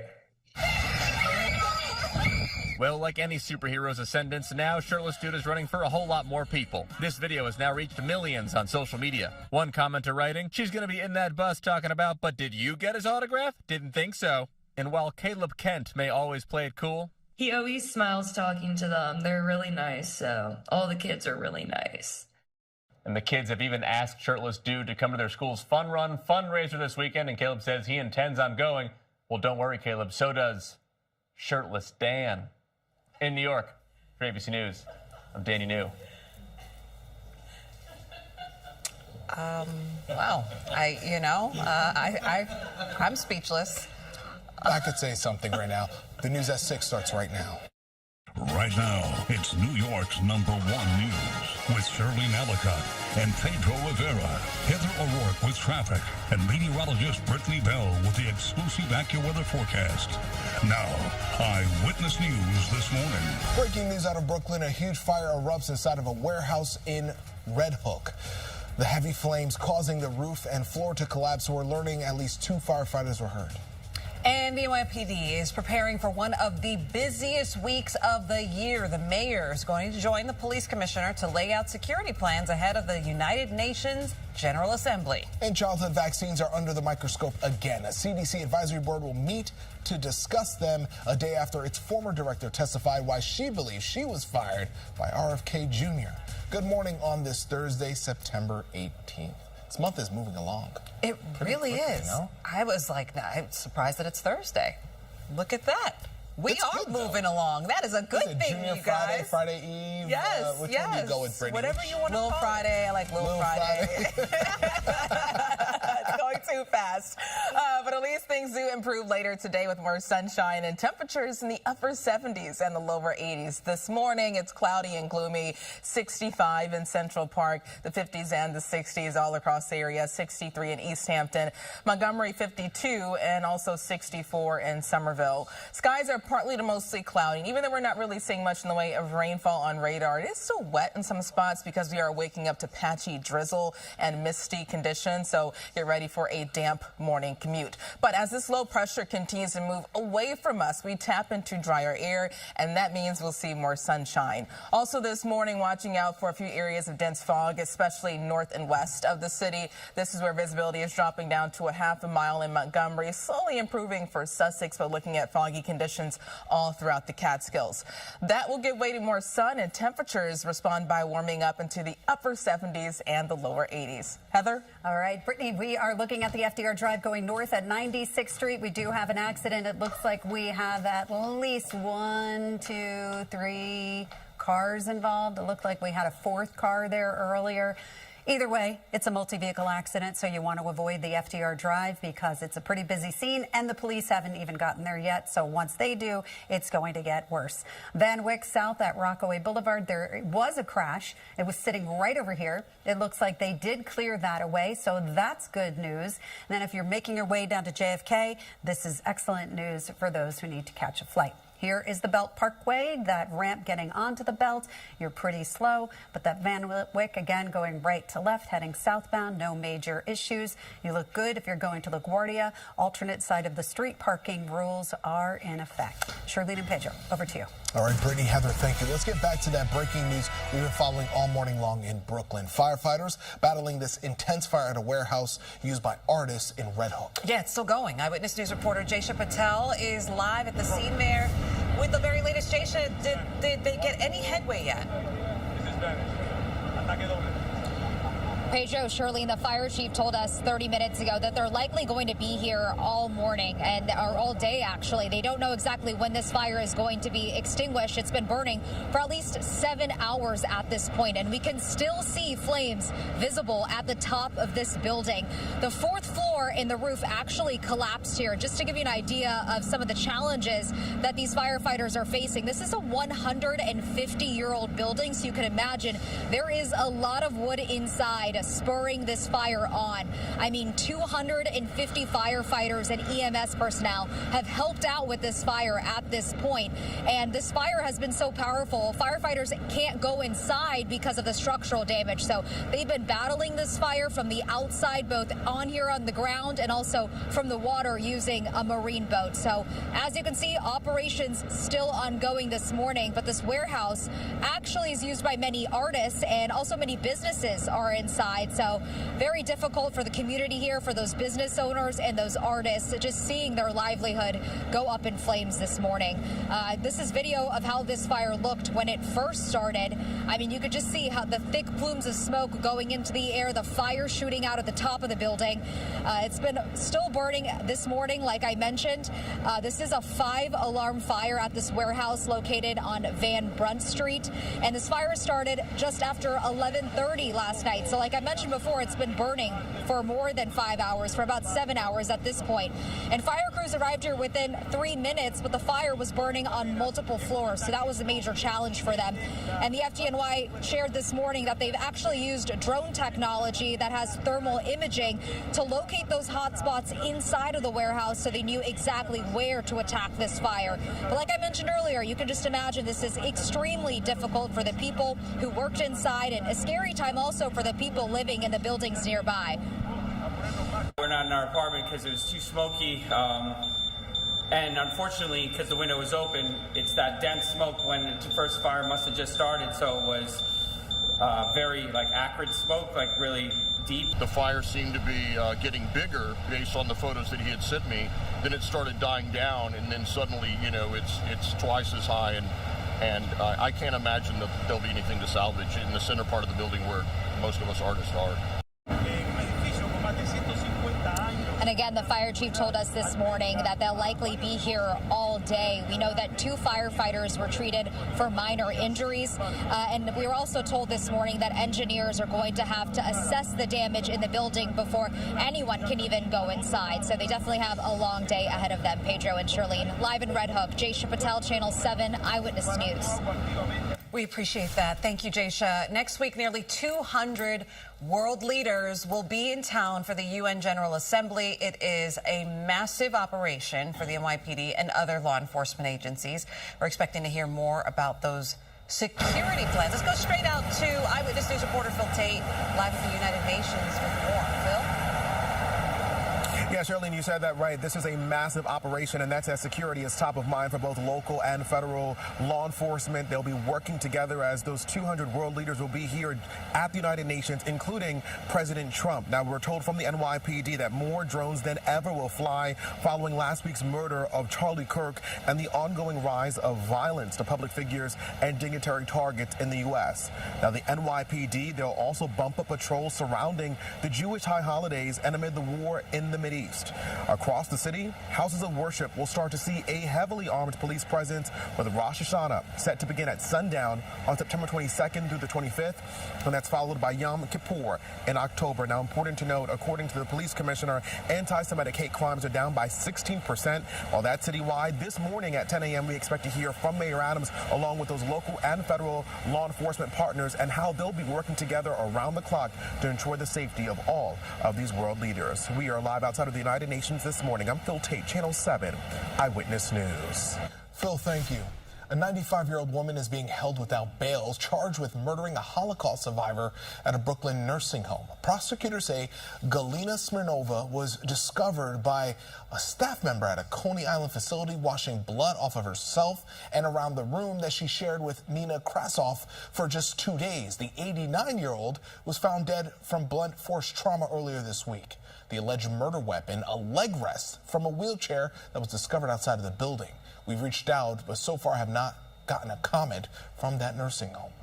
The Suffolk County District Attorney's Office says it is ready for trial in the case against accused Gilgo Beach serial killer Rex Heuermann. According to Newsday, prosecutors turned over a final computer drive to the defense containing hundreds of pages of evidence and a list of more than 7,000 people who may have information relevant to the case.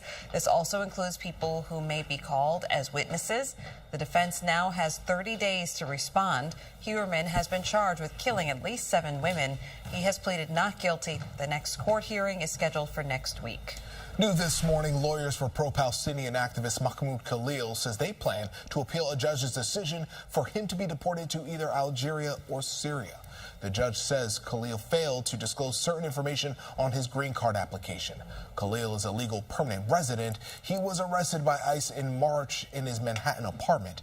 He spent more than 3 months in detention in Louisiana before being released in June.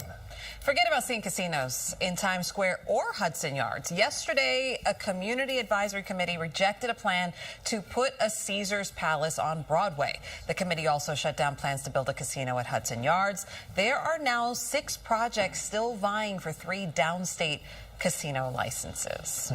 At 6:08, you're never more than 7 minutes away from weather and traffic. Let's get to Brittany Bell and our forecast. And it's cloudy and cool at the bus stop. Temperatures in the 50s and the 60s, but we quickly improve by midday. Lunchtime, more breaks of sunshine, 73. The upper 70s and the lower 80s this afternoon all across the tri-state, 84 in Sussex and also 80 in Bridgeport. These numbers are running above average for this time of the year after we spent yesterday mainly in the 60s and the 70s. Livingston 82, Hoboken the same, Patterson 83, and Jefferson up to 80. There's a moderate rip current risk and great weather for baseball. Clouds start to clear for the Mets game by first pitch, 77, and near 80 towards the late innings. Tomorrow, bonus beach day, 82, mostly sunny. We stay sunny this weekend, but we do cool down into the lower 70s. Now the rest of your 7-day forecast coming up. Heather? All right, Brittany, we had this breaking traffic news on the FDR Drive. A bunch of cars involved in a crash, and look at what happened. It completely cleared away. The cars drove away. So that's the good news that I have for you. Now, let's talk about Route 17 between Passaic Avenue and Division Avenue. That is construction, so the southbound side is very heavy getting into that spot. So if you're a 17 commuter, you definitely want to keep that one in mind. This is how it looks outside of Newark Airport. No major issues on the New Jersey Turnpike. The Van Wyck going south at Rockaway Boulevard. We had that earlier accident cleared, so if you're heading down the Van Wyck to go down into JFK Airport, you're doing okay. Just a little bit of a stoppage there. The belt also picking up a little bit of a delay. Alternate side of the street parking rules are in effect. Back to you guys at the desk. All right, it is now 6:10.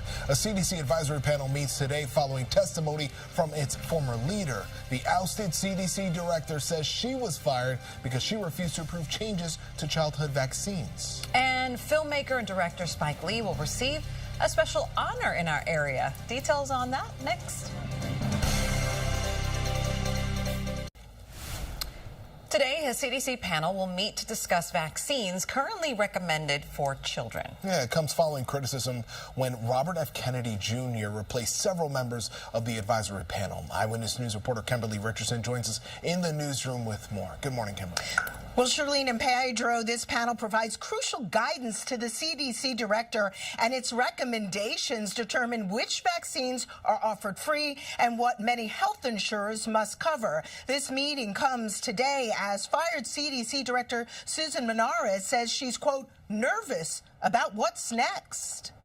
This morning, all eyes are watching an advisory panel at the CDC as it kicks off a 2-day meeting. Members are expected to discuss and vote on vaccines currently recommended for all children, including those for measles, mumps, rubella, chickenpox, and hepatitis B. The COVID vaccine is also up for discussion. Like this rarely draws attention, but Health Secretary Robert F. Kennedy Jr. recently replaced members of the panel. At the same time, new members have questioned vaccine safety or spread misinformation about vaccines. Yesterday, former CDC Director Susan Menares told a Senate committee that Kennedy fired her after less than a month on the job because she refused to pre-approve new vaccine recommendations without evidence. And he said and elaborated on this for some period of time that there is no data and evidence, there is no science, and that I needed to commit to signing off on each and every one of those recommendations. And if I could not commit to that, I needed to resign. To be clear, he said there was not science or data, but that you still expected you to change the schedule. Correct. Health Department officials say her testimony contained factual inaccuracies and left out important details, and accused Menares of acting maliciously to undermine the president's agenda. Following the testimony, Republican Senator Bill Cassidy, who is a doctor, shared this warning for parents. If the vaccine advisory panel makes recommendations to change the childhood vaccine schedule, should the American people have confidence in that decision? No. Democrats are also voicing concerns. Robert F. Kennedy Jr. must resign. We have to turn him into a healthcare pariah in order to make him a detriment to the Trump administration. And I think that's the only way, ultimately, that we're going to save the lives of children and adults in our country. Now, several major medical groups are warning any recommendations that shift vaccine schedules or eligibility could spark more confusion, trigger shortages, and potentially cost lives. Case in point, they say, that measles outbreak this year that killed 2 children. Charlene and Pedro? Kimberly, thank you. The Federal Reserve made its first rate cut in 9 months and says there could be more by the end of the year. Yesterday, the Fed announced a quarter-point interest rate cut. It was widely anticipated and comes as inflation and a sluggish job market compete against each other. The Fed also signaled 2 more rate cuts are on the way. For months, President Trump has been pushing for big cuts to offset his aggressive economic policies. Legendary filmmaker Spike Lee will be honored at the Montclair Film Festival in New Jersey next month. Lee will receive the festival's 2025 Filmmaker Tribute. He's sitting down in front of the entire audience there to discuss his career and his latest film, Highest to Lowest. I watched it. It was a good movie. Denzel watched it. It's great. Oh, nice. That'll happen at the Wellmont Theater on October 18th. Governor Phil Murphy and First Lady Tammy Murphy are serving as honorary chairs of this year's festival. It runs from October 17th through the 26th. Yeah, I watched it. Nice. I got to catch it. You see all the movies. Very New York oriented. I love that. It's got the Bronx heavily featured in the movie, Brooklyn as well. And Denzel. Brooklyn. Enough said. Well, I mean, anytime you got Denzel. This morning, you know, if you don't have to go to work or anything, you could stay at home, watch a movie. It'd be nice, but you want to get outside. You were saying is to stay inside, maybe cuddle weather at this moment. Yes, but you know, like this afternoon, you want to get outside. Yeah. Temperatures in the upper 70s, lower 80s, plenty of sunshine right now. It's still partly to mostly cloudy, also looking at patchy fog across portions of the tri-state, mainly north and west of the city. But a little sun is trying to come out in the city, 65 in Central Park, light winds near 3 miles per hour. So numbers in the 50s and the 60s all across the map, 65 in Bridgeport. Good morning in Morristown, 63 for you, and 55 in Poughkeepsie. Winds also much lighter out of the north, ranging from 2 to 10 miles per hour, so it's not going to be as breezy compared to yesterday. I mentioned some patchy fog. We're seeing most of that across the Catskills and the Hudson Valley. Visibility down to a half a mile in Montgomery, and now starting to drop down to 5 to 6 miles in Somerville, Belmar, and Toms River. That's the main weather issue that could slow you down this morning.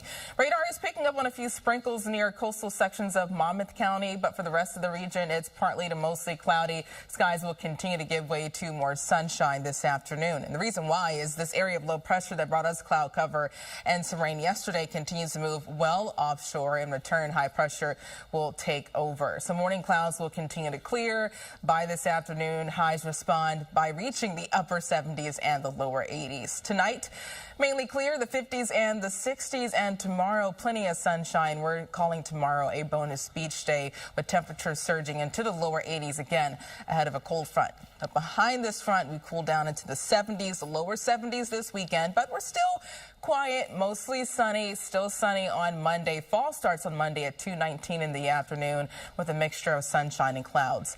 In the tropics, looking at Tropical Storm Gabrielle that has max sustained winds near 50 miles per hour. That will eventually turn into a Category 1 hurricane late Sunday into Monday, but the latest cone has it passing just east of Bermuda, staying off the east coast. Today, clouds turning to sunny, 82 northwest winds ranging from 5 to 10. Tonight, 68, and tomorrow 82, mostly sunny, a fantastic Friday.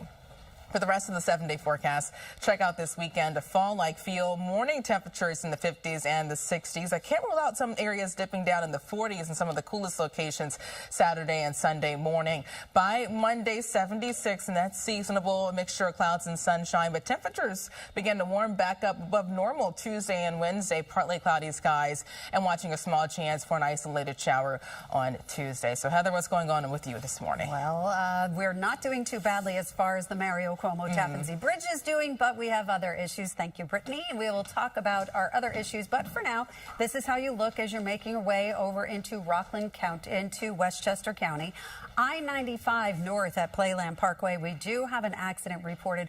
The right lane is blocked off. I'm not seeing a lot of delays on the maps, but this is something that you definitely want to keep in mind, especially if you're going northbound. Route 17 between Passaic Avenue and Division Avenue going onto the southbound side. We do have a construction going on there, so pretty heavy delays. Earlier accident cleared off of the FDR Drive north at 96th Street, but now it looks like we have something else that's happening because you can see how slowly that traffic is moving as you move up the FDR Drive. Southbound side, you are doing okay, but I'm going to investigate and see what's happening there. This is how it looks in front of Newark Airport. No major issues to report, and alternate side of the street parking rules are in effect. Pedro, Charlene, over to you. All right, thanks so much. Still ahead, Long Island is getting ready for the Ryder Cup next week. We're getting a sneak peek. And it's do or die tomorrow for our New York Liberty after a blowout loss at home. In this morning's GMA First Look, the deepening mystery involving popular singer David. The Los Angeles County Medical Examiner says a body found inside a Tesla registered in the singer's name has now been identified as a teenage girl who'd been missing for more than a year. Police made the grisly discovery last Monday, saying the Tesla had been abandoned in the Hollywood Hills. It was banged up and kept moving from one place to other place within a couple of blocks from here. Workers at this tow yard noticed an odor coming from the front trunk, which turned out to be decomposing remains. Law enforcement doesn't have the answers they want in order to be able to confront or question David. David is not charged in this case, but coming up at 7 a.m., we'll have much more on this urgent investigation. With your GMA First Look, I'm Trevor Alt, ABC News, Los Angeles. The search is on for a man police say raped a woman in the Bronx. Take a look at this picture. I know it's hard to make out his face, but police say he approached a 19-year-old woman sitting on a bench near Park Avenue and East 183rd Street in the Belmont section, then sexually assaulted her. This all happening at about 3 o'clock yesterday morning. The man eventually ran off, and the woman is expected to be physically okay. A New York City Council committee will hold an oversight hearing today to review ways the city is working to clean up the streets. Earlier this week, the Adams administration announced that it would be ramping up its long-running battle against trash bag piled up on sidewalks, which attracts rats, especially in Brooklyn. The city plans to start rolling out stationary on-street containers known as Empire bins, both in Fort Greene and Clinton Hill this fall. The move follows what officials say has been a successful pilot in West Harlem, where 1,100 containers were recently installed. Tomorrow night, the New York Liberty face a must-win Game 3 against the Phoenix Mercury in order to advance in the WNBA playoffs. It's after losing Game 2 at Barclays Center last night. It wasn't pretty. Breanna Stewart did the best she could, getting the start at home with a brace on her knee after she injured it in Game 1. Now, she had 6 points in 20 minutes. It was just a bad night overall for the Liberty, with the Mercury blowing them out 86-60. The series is now tied at a game apiece. Listen, Liberty did this on purpose, all right? They just want, to create some excitement. The divisive Game 3 this is tomorrow night in Phoenix. Tip-off is at 9. You can catch all the action on ESPN2. Let's turn to the NFL now. Shall we? The Jets playing their next game without their starting quarterback. Head coach Aaron Glenn announced that Tyrod Taylor will start Sunday against the Tampa Bay Buccaneers. Jets QB Justin Fields suffered a concussion during last Sunday's game against the Bills. He remains in concussion protocol. Listen, Tyrod Taylor's really good, though. It's a nice backup to have. You're going to have a backup come in and hopefully lead you. Okay. He's a vet. He can do it. I trust you. I trust Go your Jets. opinion there. Today, we're going to formally meet the newest officer on the Suffolk County Police Force. He's got 4 legs and a whole lot of fur. Hamilton is the department's first therapy dog. This morning, the Black Lab will get his official police shield. The department says Hamilton will offer comfort and emotional support to the community and officers. He'll also visit schools. to build trust between kids and police. It's fantastic. If anyone can do it, Hamilton can. It's Hamilton. It is now 6:27. New York City's preparing for next week's UN General Assembly. A massive security presence is expected. Oh, yeah. And breaking news out of Brooklyn. A massive fire tearing through a warehouse overnight. Firefighters attacking it from the ground and the water. And taking a live look outside, a cloudy and damp start to our day, but the sun will appear later. Brittany has your forecast. Plus, Heather returns with a look at your roadways. Now, New York's #1 news. Channel 7 Eyewitness News. We continue to follow breaking news out of Brooklyn. A massive fire torches a warehouse in Red Hook. That fire is still going at this hour and could be an issue, according to our reporter, all day long. Firefighters giving us an update overnight. We'll have the very latest. And we'll check in with Jaisha. Plus, we're set to hear from Mayor Eric Adams and NYPD Commissioner Jessica Tisch detailing security plans ahead of next week's UN General Assembly. And a huge rally in support of New York City charter schools. Thousands of parents, teachers, and students expected to march across the Brooklyn Bridge later this morning. But first, let's get to Brittany Bell in our AccuWeather forecast. And it's shaping up to be a really nice day, but currently we are waking up to partly to mostly cloudy skies, even some areas of patchy fog, especially north and west of the city, but that will give way to more sun and temperatures in the upper 70s and the lower 80s. It's 65 in Central Park. Current numbers in the 50s and the 60s, 63 in East Hampton, Poughkeepsie, 55 for you, and 65 in Bridgeport. It's mainly dry except for a few light sprinkles and drizzle moving near Belmar and Brick that continues to move off to the south. But skies will continue to clear as this area of low pressure moves offshore and high pressure takes over. Visibility dropping down to a half a mile in Montgomery and near a quarter of a mile in Sussex. So this area of fog could slow you down for your morning commute. But temperatures eventually warm back up into the upper 70s and the lower 80s with mostly sunny skies. Heather? And Brittany, we're checking out what's going on here as you go through Carlstadt, New Jersey, 17 South, Passaic Avenue down to Division Avenue. That's where we have construction. We have only one lane open through the scene. So if you're a 17 commuter, you know that this is a big deal. 12 minutes to go, only 2 miles. So you're averaging 9 miles per hour getting into that spot. I-95 North, Playland Parkway, we had an earlier accident there. That has been cleared away. Checking out the FDR Drive North at 96th Street, we had an earlier accident cleared. So you can see the FDR Drive is moving without any major issues at this point. This is how the New Jersey Turnpike is looking right in front of Newark Airport. No major issues there. Alternate side of the street parking rules are in effect. Charlene, back to you. All right, thanks so much to you both. Breaking news, a warehouse used by dozens of artists in Brooklyn goes up in flames overnight along the waterfront in Red Hook. It's still a very active scene there, and firefighters are expected to be there all day long. Eyewitness News reporter Jaisha Patel has been talking to fire authorities out there on the scene, and she has the very latest. Jaisha? Pedro, Charlene, good morning. Well, literally a minute ago, we just got an update, and we have some great news. This fire is basically out 7 hours after it first started. Firefighters still on scene here hosing the roof of this building. They've been out here all morning and night working very hard. The fire chief shared with us this morning that the roof in the 4th floor of this building actually collapsed during that fire, and he said that this fire was so powerful that firefighters were not able to go inside to battle it because of the structural damage. So they've been hard at work battling this fire outside here on the ground and also on the other side of this warehouse from a boat on the water. But this warehouse is actually used by many artists, and there are also many businesses inside. So you can just imagine how hard and very difficult this time is for all of those business owners and the artists. I want you to take a look at some of the video that we have from when this fire first started. The fire chief told us this morning that this is a 150-year-old building. So there's a lot of wood spurring this fire on. You can see that thick smoke and the flames shooting out of the warehouse overnight. 250 firefighters and EMS personnel have helped out at this point, and this is a 5-alarm fire on Van Brunt Street that started just after 11:30 last night. So again, it's been burning on multiple floors. It's been about 7 hours since this fire started, and many artists who worked inside of this building were actually preparing for a big event in a couple of weeks where visitors can come in and meet the artists and see their work. And obviously the small business community has also been hit very hard.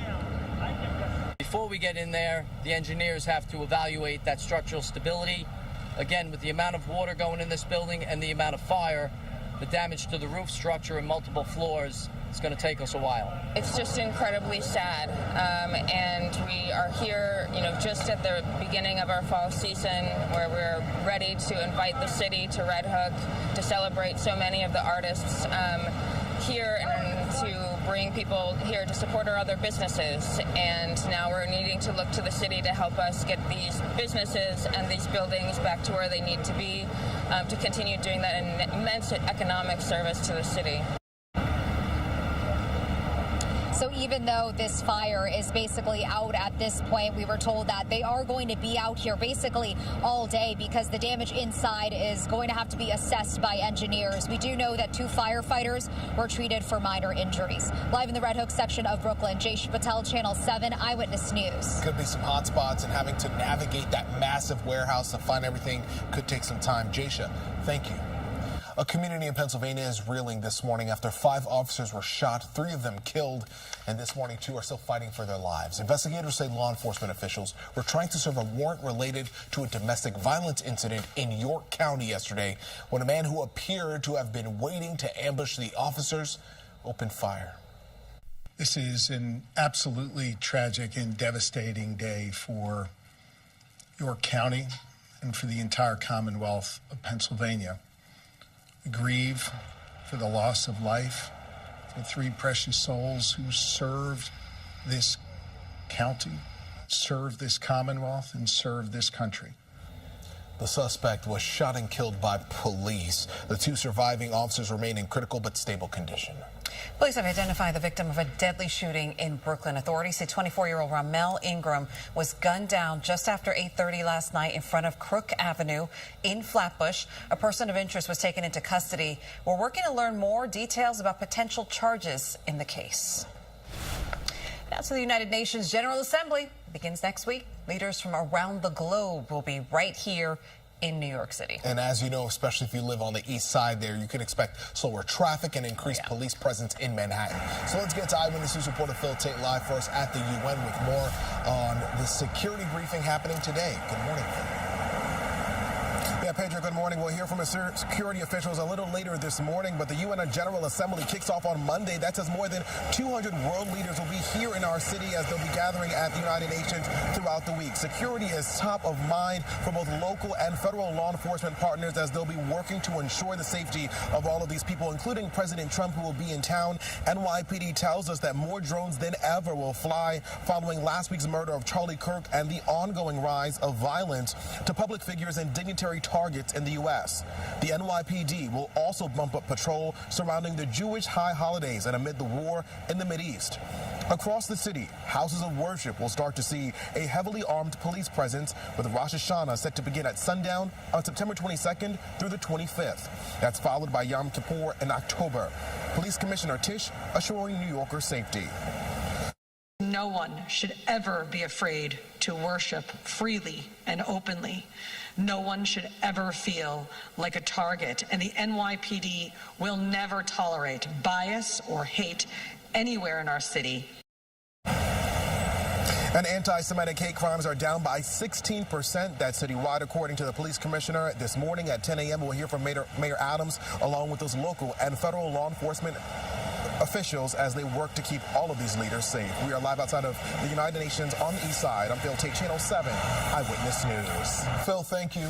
Also today, thousands of parents and students from over 200 charter schools will march over the Brooklyn Bridge. The demonstration is to promote educational choice for New York City families. The rally is happening in the final stretch for the race for New York City mayor. Republican nominee and charter school supporter Curtis Sliwa will be there. Democratic frontrunner Zohar Mamdani is an opponent of expanding the publicly funded but privately managed schools.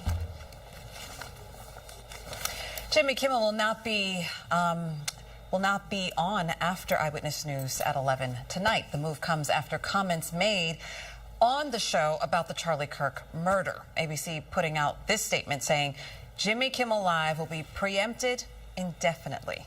Before the news was announced yesterday, the chairman of the FCC, Brendan Carr, called for Kimmel's suspension over his comments. Mayor Eric Adams is calling for a ban on horse carriages in Central Park. He signed an executive order aiming to harness the industry by the end of the year. Adams will call for the city council to pass a complete ban. He told Eyewitness News reporter Kimberly Richardson exclusively that public safety concerns surrounding carriage horses outweigh keeping them on the streets. I don't want a family to walk through the park and something awful happens to a child or a mother. Then you have to look back and say, why didn't we do this? It was the wrong thing to do to ignore this. Should have been done previously. It's got to be done now. The city will work with carriage horse drivers to buy back their medallions, help them find other employment, and is even open to the option of exploring electric carriage programs. Happening today on Long Island, New York State Police will hold a press conference to discuss security measures ahead of the Ryder Cup. The golf tournament at Bethpage State Park is expected to draw more than 250,000 people. Security will be extremely tight, as you would imagine, especially when the president visits next Friday. There will be multiple road closures, so officials are encouraging spectators to carpool or, of course, use rideshare. Are you a golf person? Not necessarily.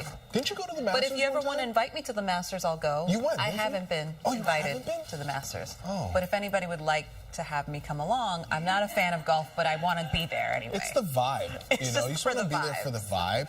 Right, Brittany? Just the vibe of it all. I like good vibes.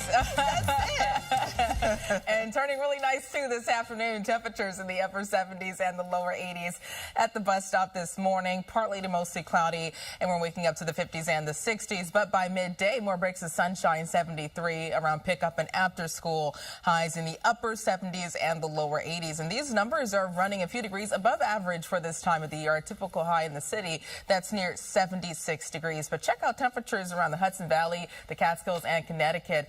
Maybrook, 82 for you. Carmel, 80. Danbury, 82. Ramapo, 83. And Yonkers, up to 83. At the beaches, a moderate rip current risk. That means life-threatening rip currents are possible. Moderate air quality, low to medium pollen levels, and UV index of 5. Check out tomorrow. We're calling it a bonus beach day. Mostly sunny, a high of 82. We stay sunny and quiet this weekend, but temperatures cool down into the 70s Saturday and Sunday afternoon. Heather? Brittany, checking out the Northern State Parkway going west right near Round Swamp Road. We do have an accident. You can see it involves at least 4 cars here off on the side of the roadway, but everybody is slowing down to take a peek. We also do have the police there, so that is good news for us there. We have a commuter alert going on in Carlstadt, New Jersey, 17 South, Passaic Avenue to Division Avenue. It's construction. We have only 1 lane open through that scene, so 16 minutes now as you travel southbound on 17 for 2 miles. So you're averaging 7 miles per hour through that area. Then as you take the Bronx River Parkway south at 177th Street, we do have an accident, and alternate side of the street parking rules are in effect. Back to you guys at the desk. All right, Brittany, Heather, thank you. It is now 6:42. Coming up, a look at the newest poll in the race for New Jersey governor and what issues are at stake for voters in the Garden State. And with summer almost over, thoughts of winter are creeping in our minds. We now know when the Winter Village in Bryant Park is opening.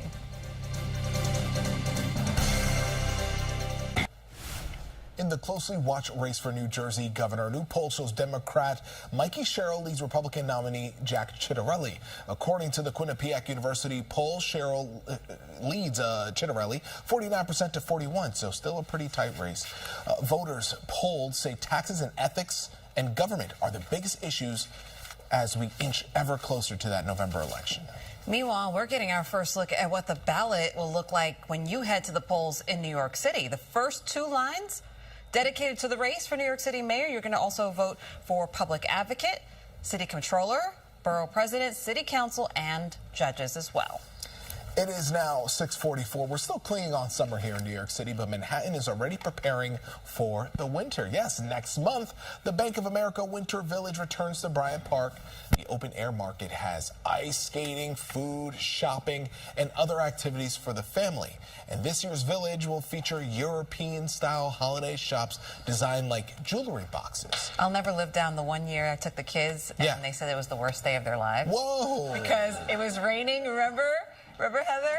In all fairness, if that's the worst day of their lives. They were ice skating. Yeah, that's just, come on, guys. We got to give you some perspective here. When you're 7 or whatever, Jeez. It's like, ouch. That's pretty funny. We're going to have to redeem ourselves and go back. Some friendly faces are making a comeback at Disney Plus. Take a look.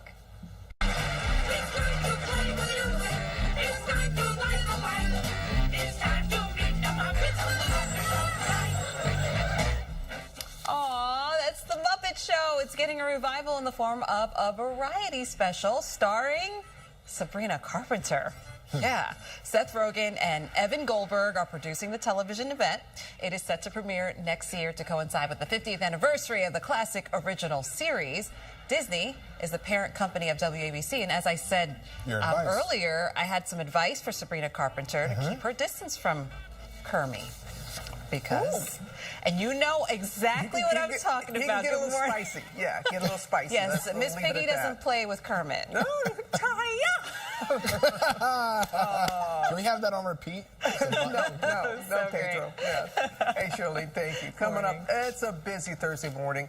As we know, the nation's top vaccine advisory panel is set to meet. We'll have the latest on that, weighing critical recommendations on vaccines from measles to COVID as the ousted CDC director sounds the alarm. Also this morning, the new report released overnight revealing a surge in alcohol-related deaths. Our chief medical correspondent, Dr. Tara Narula, breaks down who is being affected the most. The Points Guy is here with the best times to book your holiday flights. And our 50 States in 50 Weeks tour is in North Carolina, almost 1 year after Hurricane Helene, visiting Asheville to see how the community is coming together to rebuild. That is all coming up right here on GMA. We were there 6 months ago.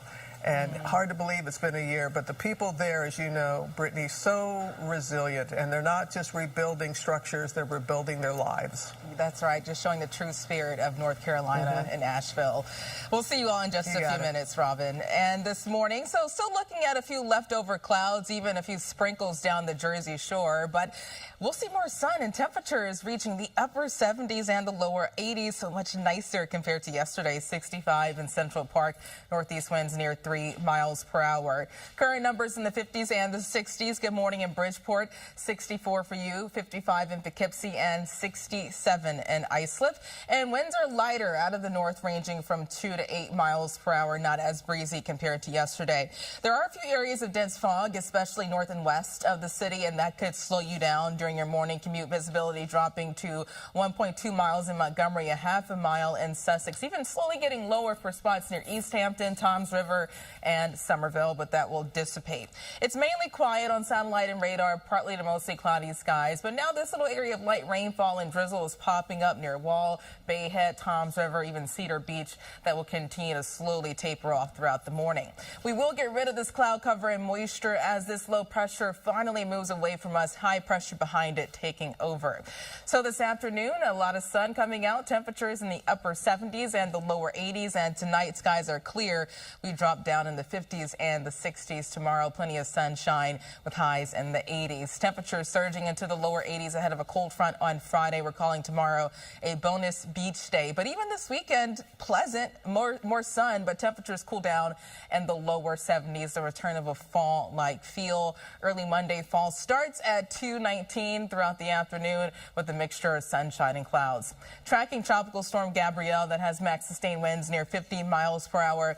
That will continue to move to the northwest, eventually curving north in the Atlantic, passing just east of Bermuda, intensifying to a Category 1 hurricane late Sunday into Monday. That will stay offshore the East Coast. Today, 82. Clouds continue to clear, more sun, a warmer afternoon. Tonight, 68. Tomorrow, 82 again, mostly sunny, a fantastic Friday on the way.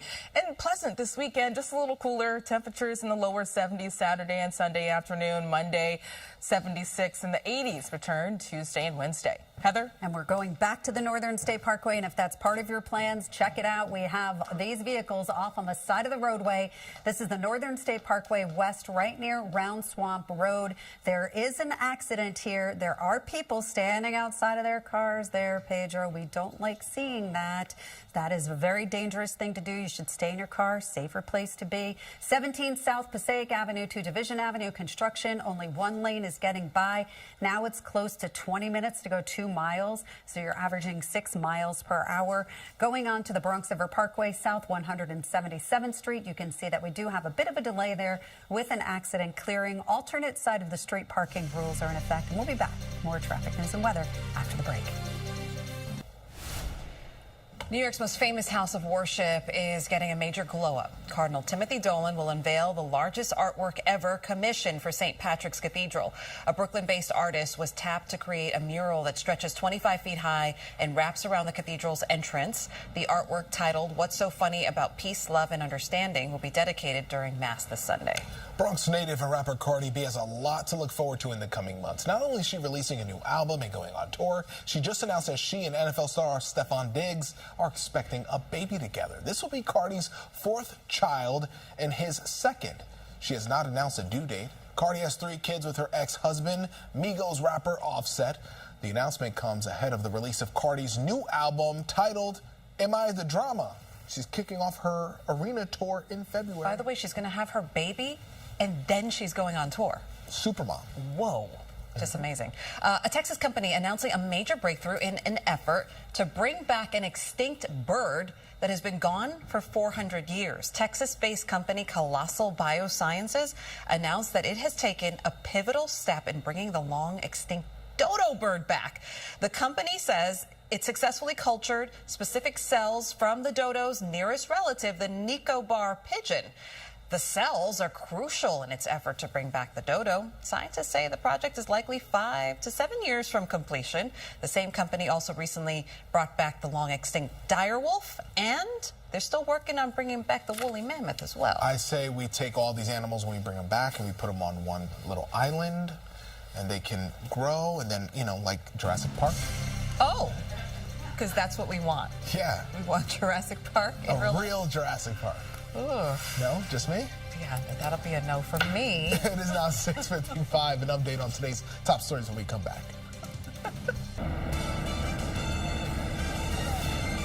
Good morning. I'm Jayesh Patel, live in the Red Hook section of Brooklyn, where a 5-alarm fire was burning for 7 hours. Within the last 30 minutes, that fire was finally extinguished. And now that the sun is up, we're getting a better look at the warehouse where this fire was burning. Take a look.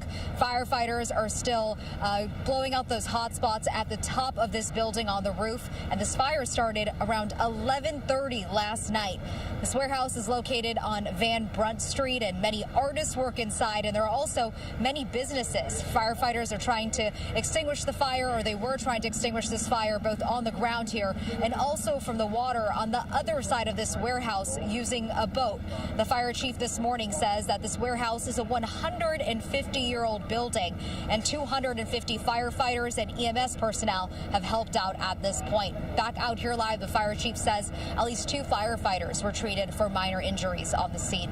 Live in the Red Hook section of Brooklyn, Jayesh Patel, Channel 7 Eyewitness News. And it's such a beautiful warehouse. Thank you, Jaysha. Talking about the Staten Island Expressway going eastbound at 440, we do have an accident where one lane is blocked off. Then going on to the Northern State West, right near Round Swamp Road, we do have an accident. Everything is off on the side of the roadway. Unfortunately, some of the people are standing outside of their vehicles, which could be very dangerous. 17 South Passaic Avenue to Division Street. That's construction. Only one lane is open. Alternate side of the street parking rules are in effect. Brittany.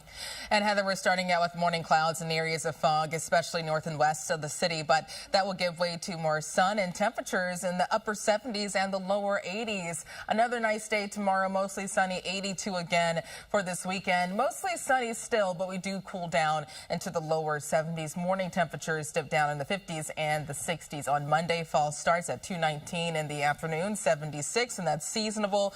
Looking ahead to Tuesday and Wednesday, a mixture of sunshine and clouds. A small chance for an isolated shower late Tuesday, but mainly dry Wednesday with highs near 80 degrees and morning temperatures in the 60s. Charlene, Pedro? All right, fall starts on Monday. Oh, man. Too soon for you? Too soon, too soon. But I still see 80s in that forecast. Thank you, Brittany and Heather. That's it for us. I'm Shirley Delacotte. And I'm Pedro Rivera. GMA is coming up next. Have a great morning.